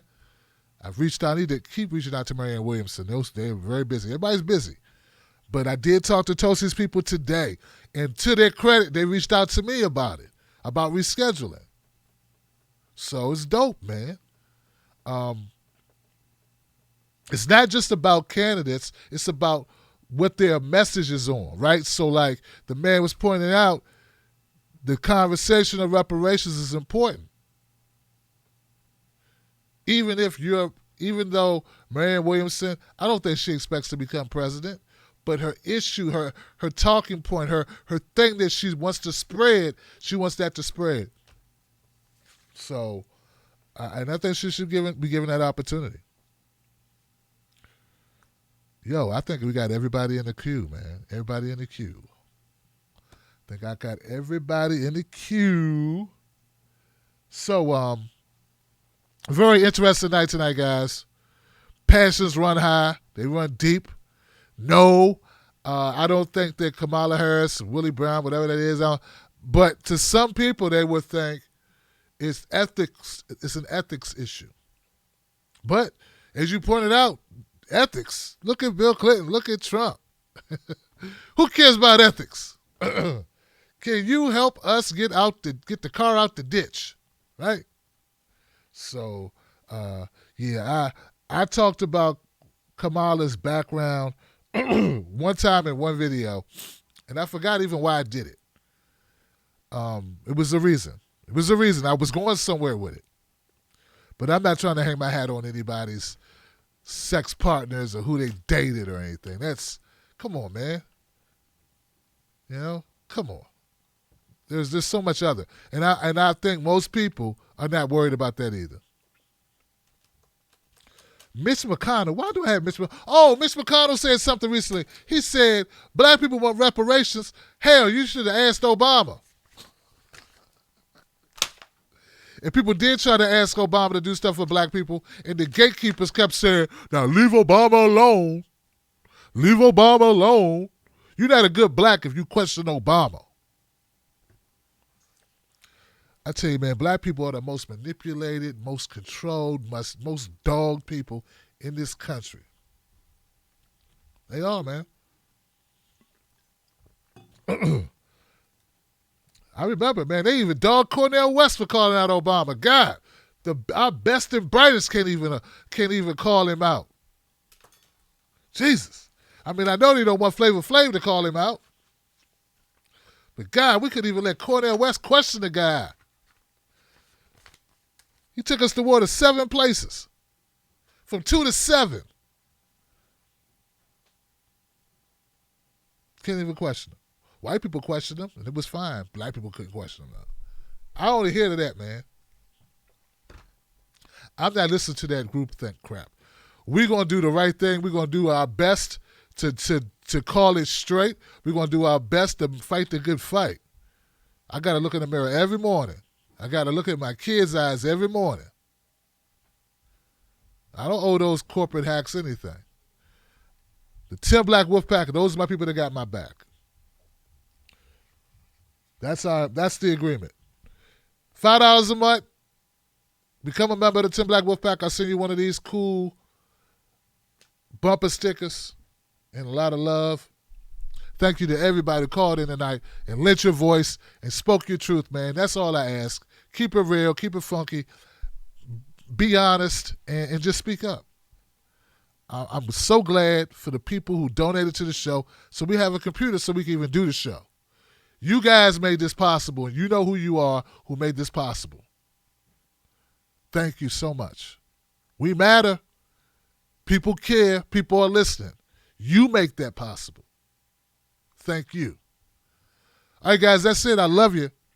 Have a great weekend. Right? Don't forget, don't you let nobody take your cornbread. And don't argue this weekend. It's too hot to argue in D.C. Probably too hot wherever you are, too. Just sprinkle some facts on them and get out of there. All right. Now let me go to my comments. Tim, thanks for bringing it Sanders Garrett 2020. Hey, man, wouldn't say it if I didn't believe it. Someone said, Tim, thank you for bringing up the gravel edge. Man, Mr. Gravel is the man, all right? I like truth tellers, man. He a truth teller, right? April says, thanks for everything. Thank you, April. Christine. Anyone but Sanders calling for term limits? Gosh, I didn't even know that, Christian. Is that Christian? Yes, Christian. What's up, man? I don't know, Christian. I didn't know. R. Jizzle. David Massell. Thank you, David. Christine W. Hey, Christine, what's up, sis? I support independent news. Yes, you do, Christine. Thank you so much. Carrie's in the house. What's up, Carrie? Schultze. Schultze's in the house. Schultze. Thank you, Tim. Nice looking logo. Thank you. Thank you. Skylistic. Tim, thanks for bringing it. Sanders Gabbard. Okay, you know it. Denise. Once again, Denise is in the house. Thanks for taking my call. Yeah, Denise. Proud to take your call. Thank you for making your call. Michael Williams.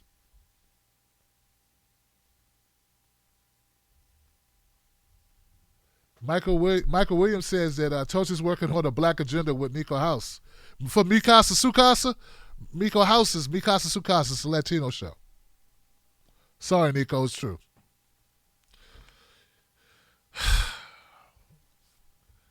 You know, and you need Latino votes too. But the average brother that hears that your show, your network is a Latino name, come on, man. Come on, y'all. You're just not getting it. They're just not getting it. All right, guys. Yeah. This I get it, you know. Anyway, guys, go to TimBlackTV.com, become a member of the show. I'll see you on the next one. We're gonna get it together. We got a long way to go. Look, we what, 8 months away from Iowa. We got time. We'll get it together. I'll see you on the next one.